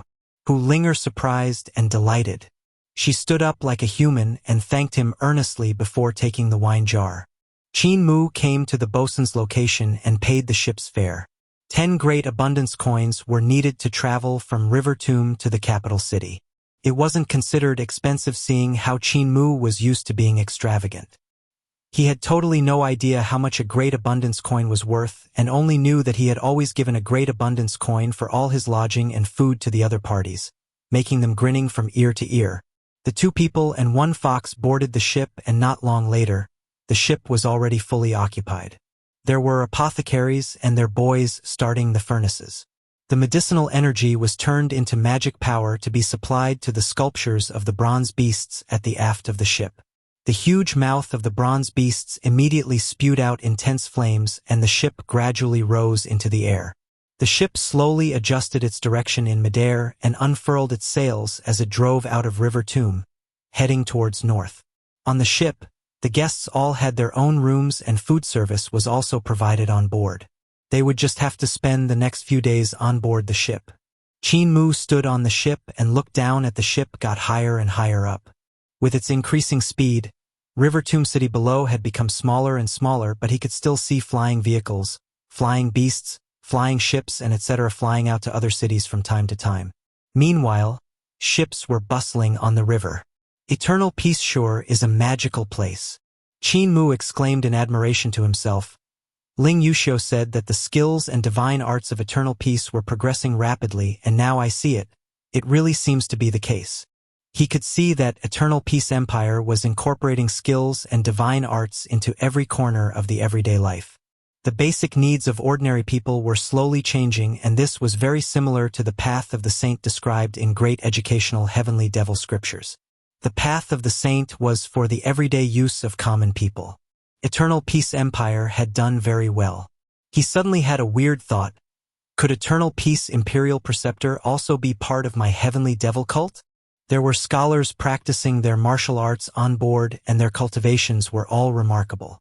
However, what made Qin Mu astonished was that they were all cultivating the same type of martial arts, spells and sword skills. Qin Mu was puzzled. Won't it be very easy for the opponent to catch your weakness by cultivating the same types of spells and sword skills? From his point of view, martial arts practitioners might be a realm for one to build up their foundation, but being erudite was also a foundation. When too many scholars cultivated the same martial art, the same spells, the same sword skills, it would be very easy for others to catch their weakness. This kind of martial arts practitioners, I can fight 10 with one hand. Qin Mu shook his head silently and continued to study computational canons. There was a total of 10 books of computational canons which Eternal Peace Empire had printed out. He had already finished reading them and sorted out most of the calculation methods on the paper. When night came, Qin Mu would come to the deck and raised his head to look at the astrological aspect. Using his calculation methods to deduce, he would then record his calculations on the paper. After flying for 4 days, the ship was gradually getting closer to the capital city. It was the first time going to the capital city for most of the scholars, and it was hard for them to conceal the excitement in their heart. They all leaned out the side of the ship to look outside. Suddenly a violent tremor traveled over and the ship tilted to one side. Some scholars didn't have a stable grip and fell off the ship. These few people didn't cultivate divine arts that could make them fly, so they let off a long and blood-curdling scream which went on for a long time. Because the ship had flown too high up, it would still take a while for them to fall to the ground. Qin Mu frowned. Both of his legs were like 2 spears nailed to the ship as he grabbed the drunk Hu Linger with one hand and the also drunk Wei Yong with the other in case they fall off as well.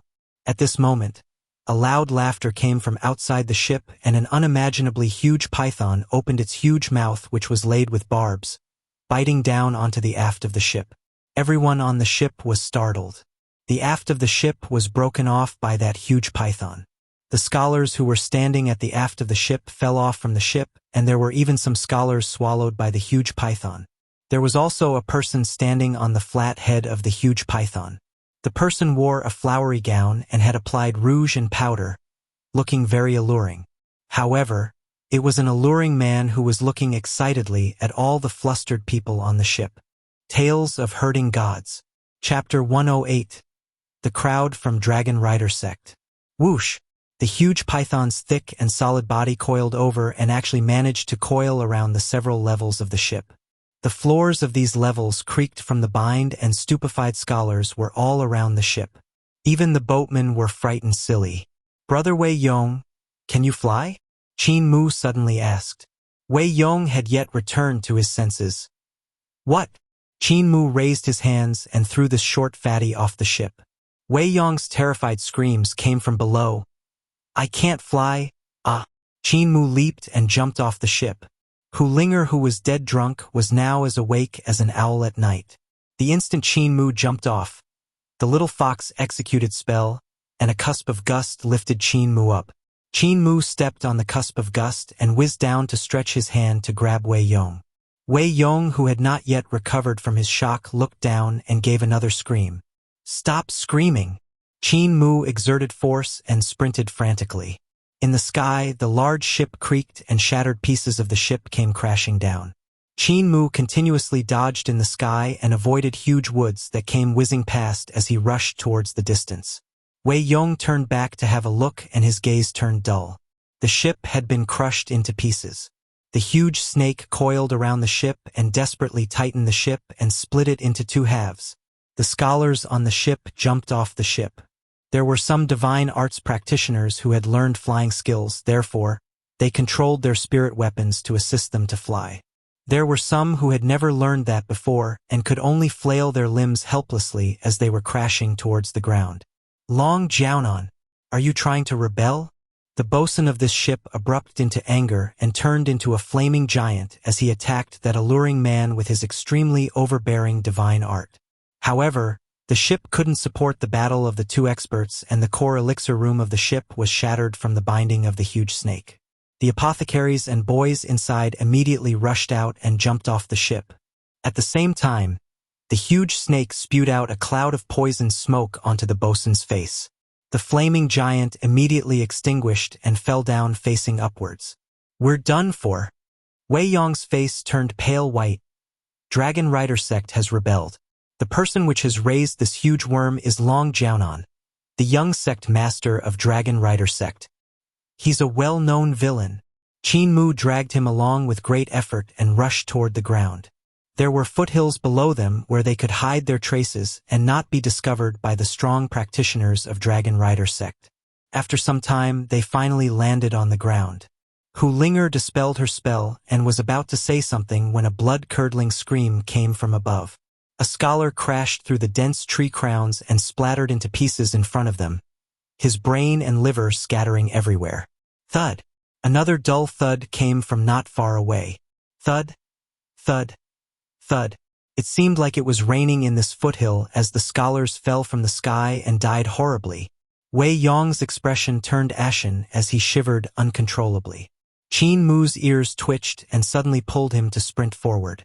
Behind them, a loud crash sounded out as half of the ship came crashing down and destroyed a forest. The trees that were hit shot out in all directions, looking extremely terrifying. The huge body of that ship slid 300 yards and finally came to a stop before crushing Qin Mu, who was sprinting. Qin Mu continued to rush forward and an earth-shattering bang came from the ship. It was the furnace exploding and the surging waves of air smacked the two people and one fox away. Qin Mu landed on the ground and let go of Wei Yong while whispering to him, "Let us move quickly. Soon there will be experts from Dragon Rider sect to check if there are any surviving people." Wei Yong had just recovered from his shock and immediately sprinted forward.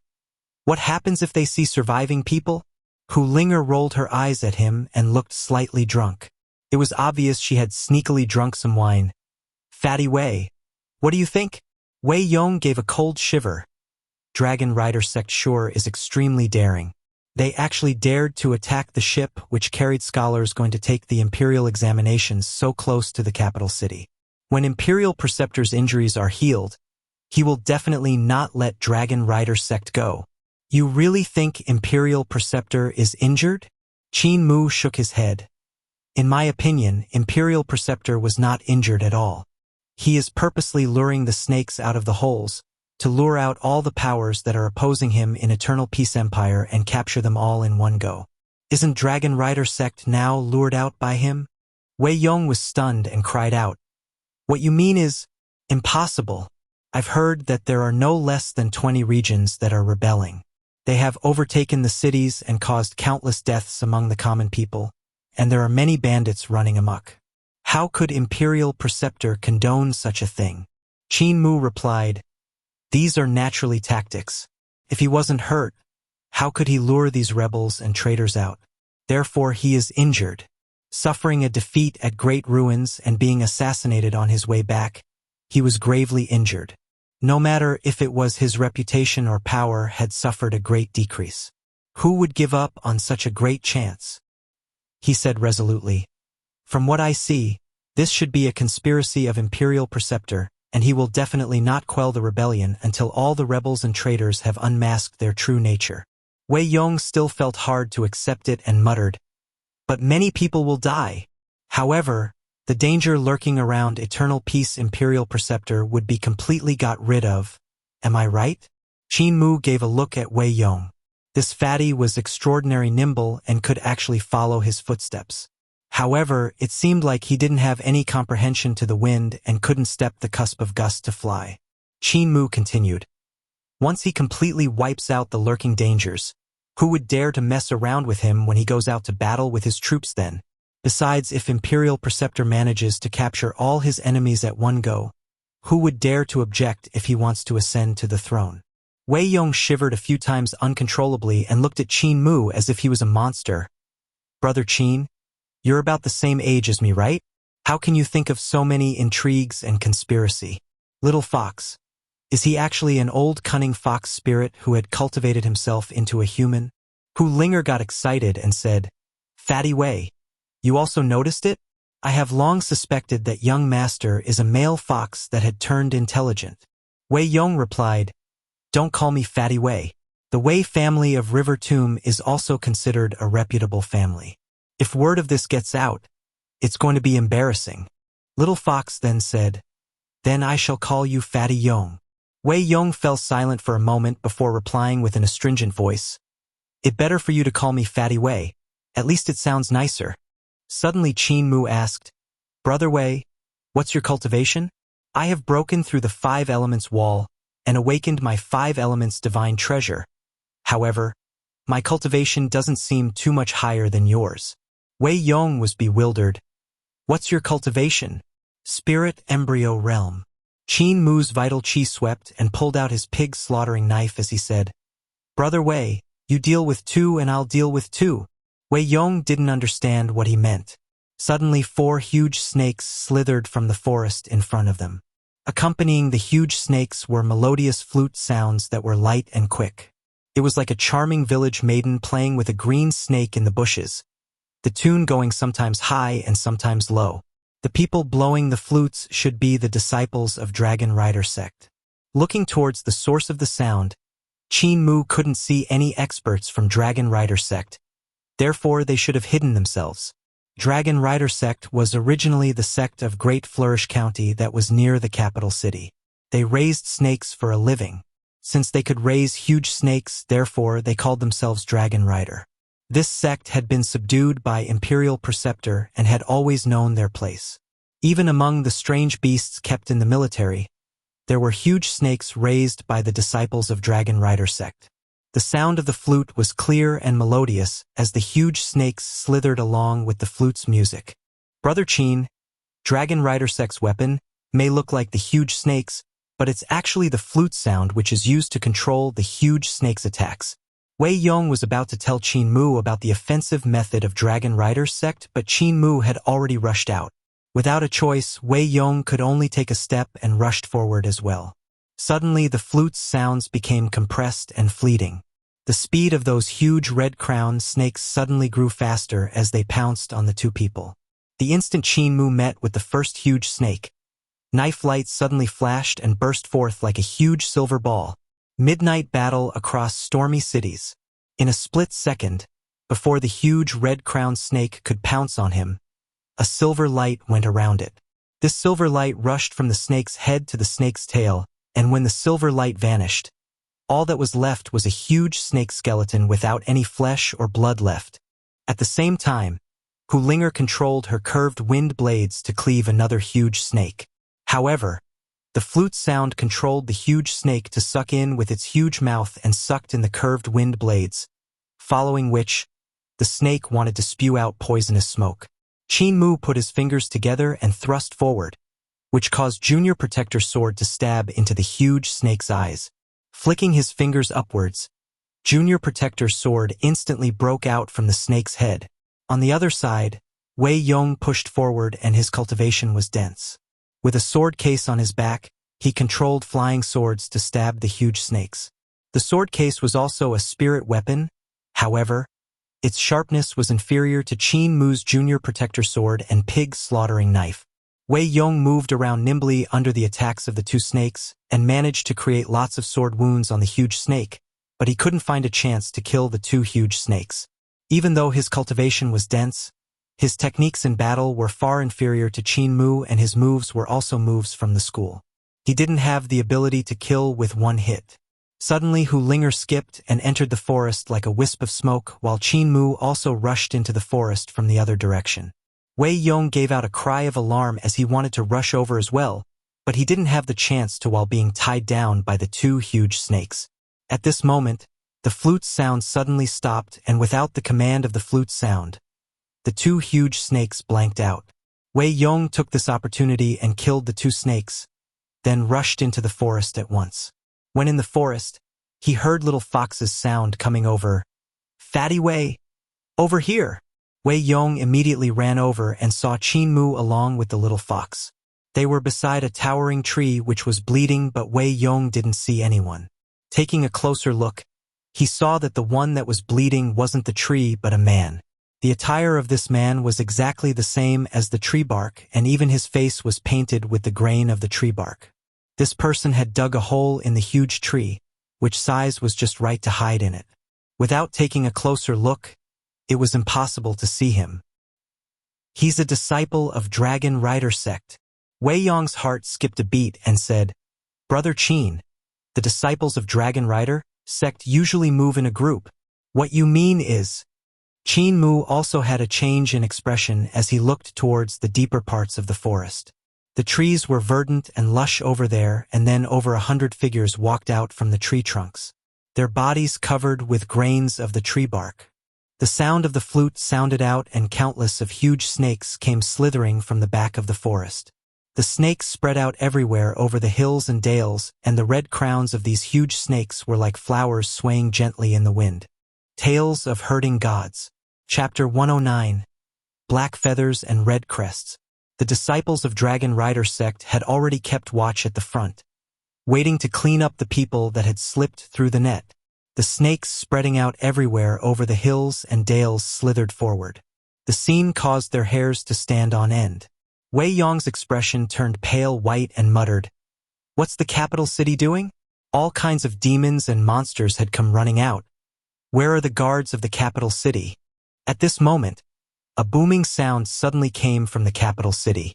Qin Mu's heart moved slightly and immediately grabbed Hu Linger and placed her into his backpack and whispered, "Fall back!" Wei Yong fell back at once, and just as the two of them retreated 300 yards away, the snakes suddenly began to stir restlessly as if they had suffered an extreme shock and slithered frantically over to them. Other than the snakes, the disciples of Dragon Rider sect also got into a panic and jumped on the heads of the snakes. The huge snakes slithered like they were flying as they pounced on Qin Mu and his friends. "Back to back!" Qin Mu cried out, and Wei Yong understood and immediately came back to back with him. Taking down the sword case on his back, slamming it heavily onto the ground, Wei Yong closed both his hands, and each hand had two fingers joined together as he clutched his sword secrets. His sword case opened up and swords rose up one after another with the tips of the swords facing down. With a sword hum, the swords separated and circled around Qin Mu and him, the sword's tips spinning rapidly outwards. Qin Mu was astonished. This move from Wei Yong wasn't taught by the school and was much more intricate compared to the sword skills cultivated by the scholars in the school. It should be a sword skill passed down through his family. Wei Yong had said that the Wei family was a reputable family in River Tomb, and it seemed that he wasn't bragging about it. The snakes swarmed over, and Qin Mu's vital qi burst forth. Golden rings appeared both in front and behind him, and sword lights came shooting out towards the huge snakes and the disciples on the snakes' heads that were swarming over. This was a skill that he had learned in the ancient temples of Border Dragon City. It was like divine arts, yet it was not divine arts. Its attack power was not weak, and once the huge snakes were injured by the golden sword light, they would avoid them and slither away to one side. Meanwhile, the disciples of Dragon Rider sect were disrupted by his sword light and had no time to attack back. These people and snakes didn't seem to be attacking them and looked more like they were trying to escape. However, there were simply too many snakes that were swarming over, and it was also hard for Qin Mu to avoid all the huge snakes. These huge snakes swarmed over like flood and were about to inundate the both of them. Wei Yong cried out loudly, and his flying sword revolved around the both of them rapidly to slice at the snakes that were swarming over. With flames and sparks fizzing, Huge snake scales flew around from getting sliced, and there were even huge snakes that had their flesh sliced open, looking very miserable. The pressure on Wei Yong suddenly increased, making it hard for him to withstand it. Qin Mu immediately changed his move, and with his palms intersecting each other, his vital qi was like a huge raging river as it turned into currents and crashed into the huge snakes' bodies. In his backpack, Hu Linger executed spells and raised tornadoes which swept up the huge snakes. The pressure on the two people and one fox grew larger and larger, and at this moment, the booming sound grew closer. Huge birds with black feathers and red crests sprinted among the mountain like they were flying. These huge birds were like moving hills, and their beaks were several yards in length. Walking in the forest were like walking in the bushes to them. Their sharp claws shattered the mountain rocks, and their huge beaks pecked on the huge snakes, swinging them in all directions. On the back, the birds stood 5 to 6 soldiers with quivers on their waist and longbows on their hands. They continuously shot at Dragon Rider Sect's disciples who got swung away, and every disciple who got swung off the snake's head would instantly become a hornet's nest. With the quivers at their waists, they didn't need to stretch behind to retrieve their arrows and only need to lower their hands to pick up another arrow to shoot. Therefore, their shooting speed was extremely fast. The huge birds charged around violently and dispersed the snakes. As their huge bird claws came down, they could grab onto the huge snakes, and the sharp claws would stab deeply into the huge snakes' bodies and tear the red-crowned snakes apart. The flock of birds chased the snakes until they reached Qin Mu and his friends.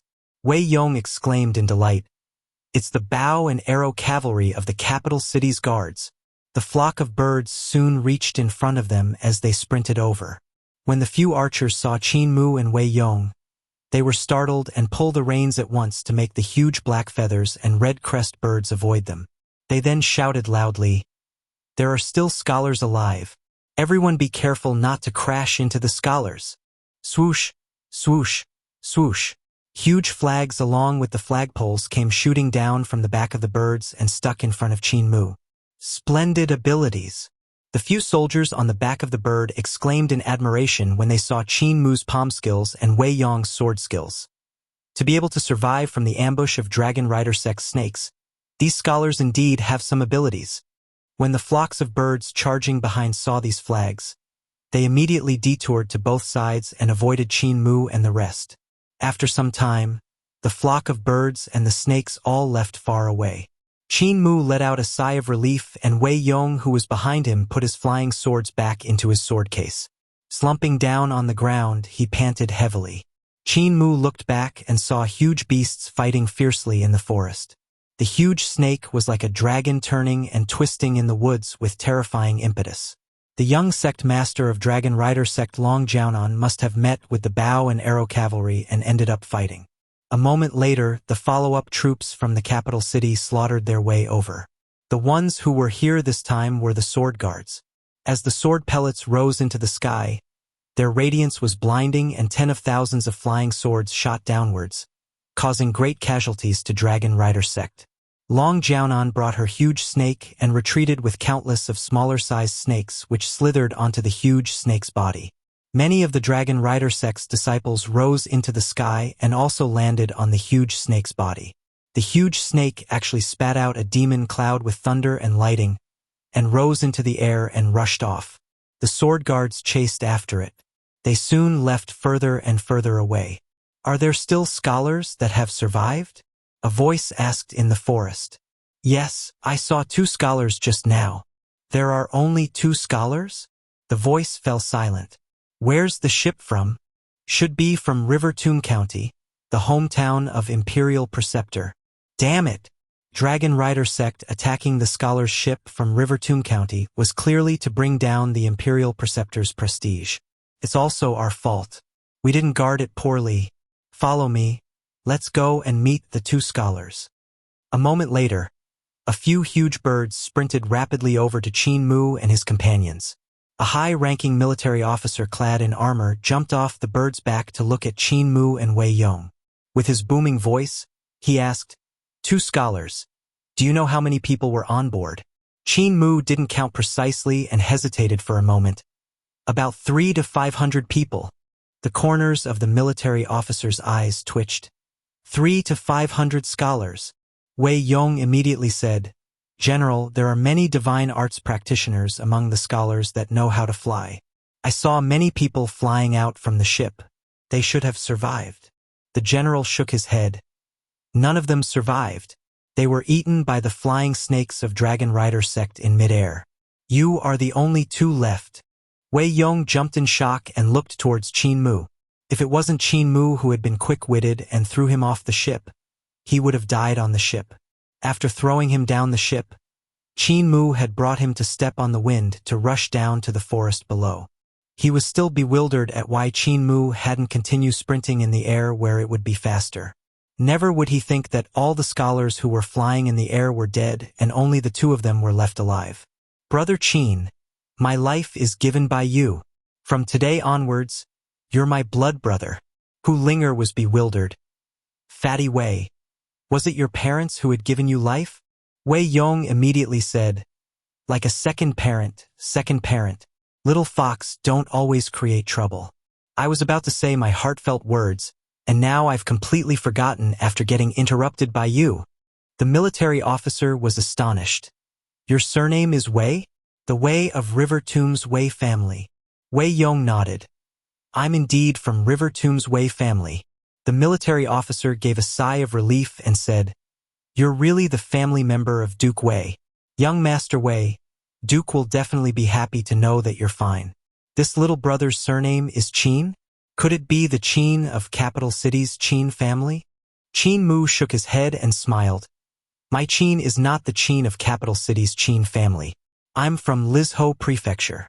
The military officer said, So you are from Lizhou Prefecture.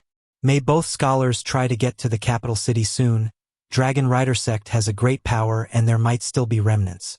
Anybody there? Send these two scholars to the capital city. A huge bird came over and the soldier on the back of the bird smiled. May both scholars come up the bird. Qin Mu and Wei Yong leaped onto the bird's back. They saw that the back of the bird was very wide, and there was even a wide deck secured onto the bird's back for people to stand on. This black feather and red crest bird strode and rushed towards the capital city. The military officer let out another sigh of relief and muttered to himself, Duke Wei is a first-ranking high official of the imperial family. Lucky his family member is fine or else my official position would be at stake. The other youth with the surname Qin is not from Qin family? His clothing looks pretty good and his power is also extraordinary. Only powerful families can train out such a remarkable child. Could it be that Lizhou Prefecture has another Qin family?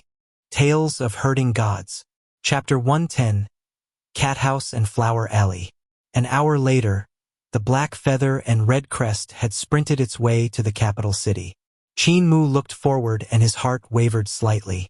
He had seen River Tomb City before and was extremely shocked, yet the capital city in front of him brought him a greater shock than River Tomb City. River Tomb City was built on Gold River and was 100 yards above the river surface, having a magnificent sight. Whereas this capital city was built on mountain ranges which were like huge dragons. Furthermore, it wasn't a single mountain range but 9 mountain ranges. 9 mountain ranges which were like dragons crawling on the flatlands gathered at the location of the capital city. The place where 9 dragons converged and where the dragons' heads gathered was the capital city. This kind of majestic grandeur had already far surpassed River Tomb City, which was built on Gold River. It was no wonder Emperor Yanfeng made little of the saying that River Tomb City intercepted the dragon vein by building it on top of the dragon's head. The capital city was originally sovereign of 9 dragons, so why did he have to be concerned with the River Tomb City of Eternal Peace Imperial Preceptor, which suppressed just 1 dragon? With 9 dragons surrounding and protecting the capital city, there were still 4 barracks 10 miles away from the capital city. Each barrack was as huge as a city and 7 miles away from the barracks were 8 towns. Even though they were towns, they could be compared to cities. These 8 towns were built beside a huge river which was the second big river in Eternal Peace Empire called Mud River. The water and land transportation there was extremely convenient and fast. The first big river was Surging River, which came from Great Ruins. Even though it was the second big river, Mud River was called the Dragon's Vein of Eternal Peace, the Orthodox Dragon's Vein. whereas Gold River was just rumored to be a dragon's vein, and many people in all levels of society didn't approve of that. Qin Mu gazed into the distance. The capital city where 9 dragons converged had an extraordinary atmosphere which was as expected from the place where the Son of Heaven ruled the world from. There still troops hidden in the mountains. Qin Mu gazed at the 9 dragons' mountain ranges and could faintly see the chi of troops which made him cry out in astonishment. The few soldiers on the back of the bird were also astonished as they looked towards him. One of them asked, "Little brother, know people in the army? You even know that there are troops hidden in the mountains?" Qin Mu didn't reply. The reason he could see a magnificent army with thousands of men and horses hidden among the 9 dragons' mountain ranges was because of his heaven's eyes. The 9 heaven's eyes awakening skill which was imparted to him by blind had the art to gaze at chi. What was called gazing at chi was to observe the fate.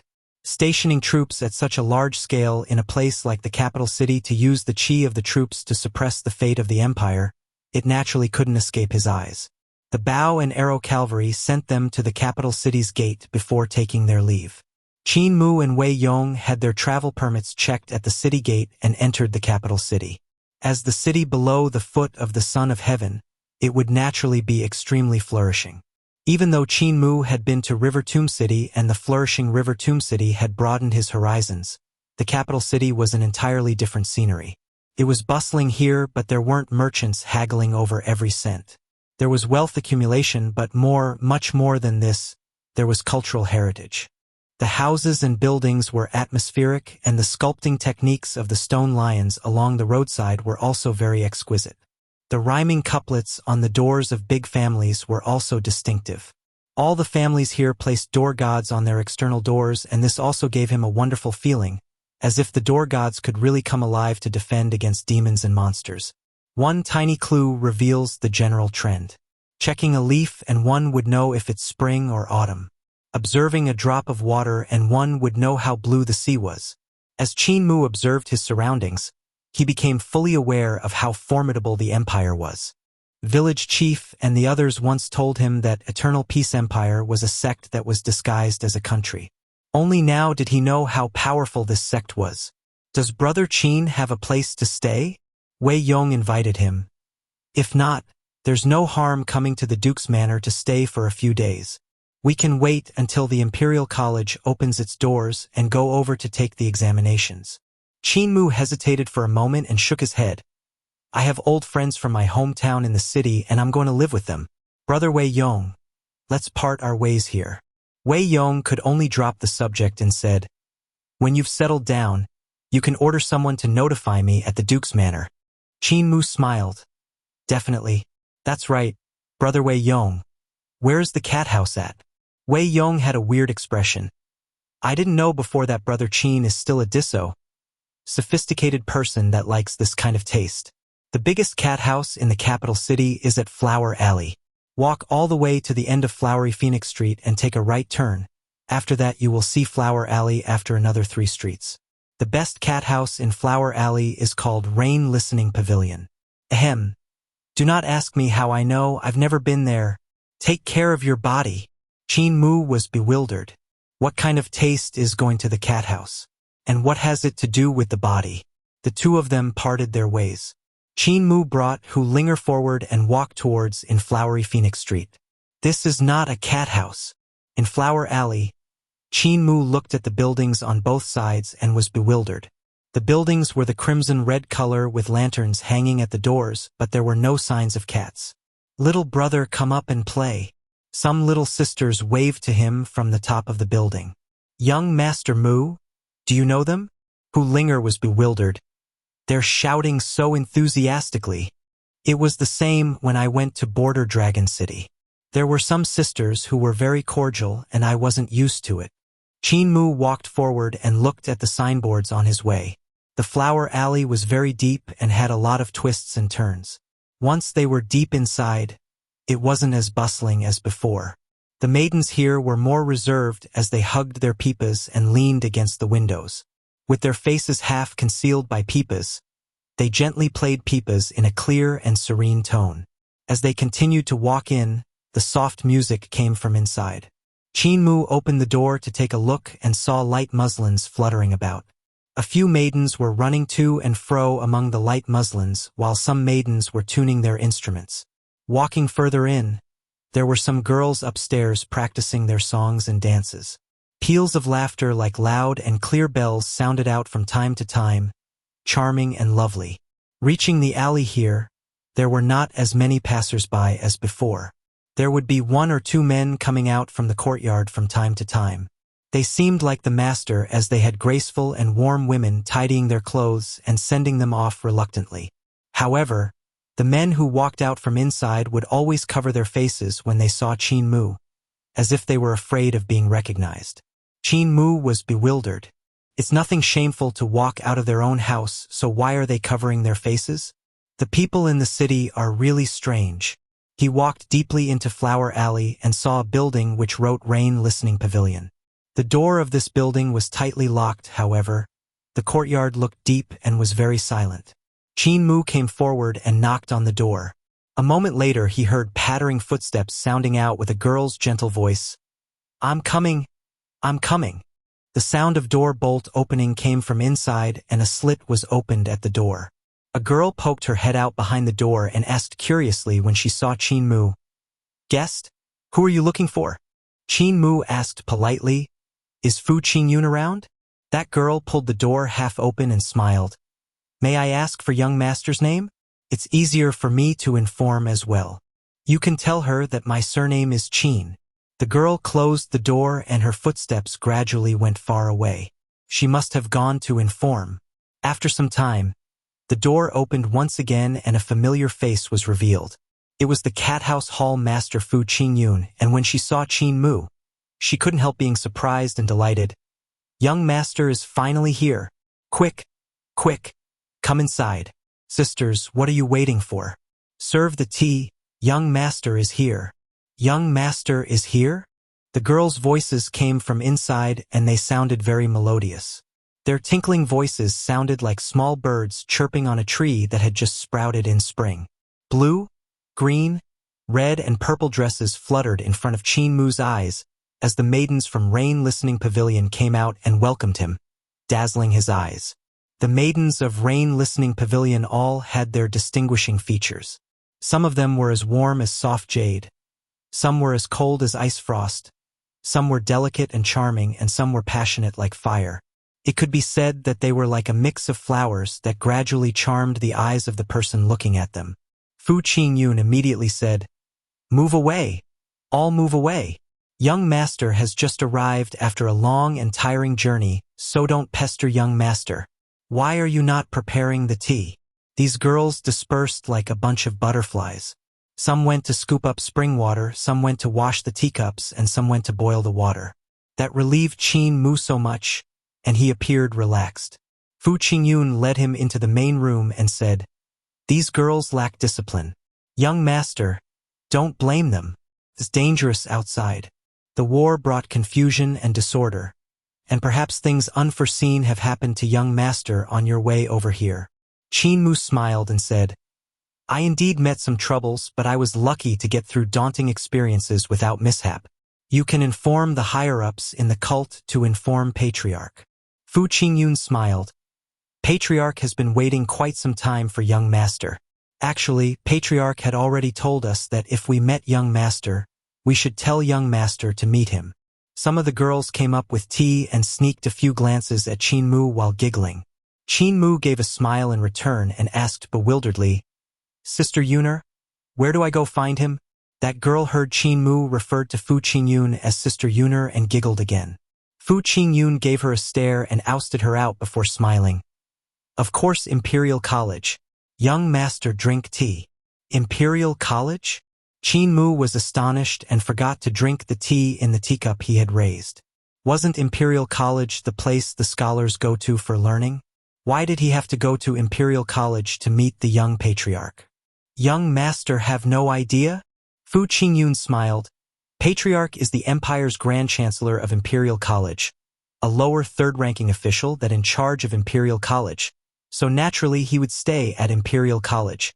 Even though the Imperial Scholars of Imperial College has the honorific of being students of the Son of Heaven, but they are actually students of Patriarch. Qin Mu's heart was strongly shaken. All the imperial scholars in Imperial College were students of the young Patriarch. Eternal Peace Imperial Preceptor and Emperor Yanfeng actually dared to hand this official position to the Patriarch of Heavenly Devil Cult? Weren't they worried that he got too powerful? Fu Qingyun seemed to be able to see his thoughts and said, "The human world is like a game to Patriarch. No one knows his true identity. Actually, he's an old man virtue and prestige, an otherworldly expert whose reputation had stirred the world long before the time of the first emperor and had always been mysterious.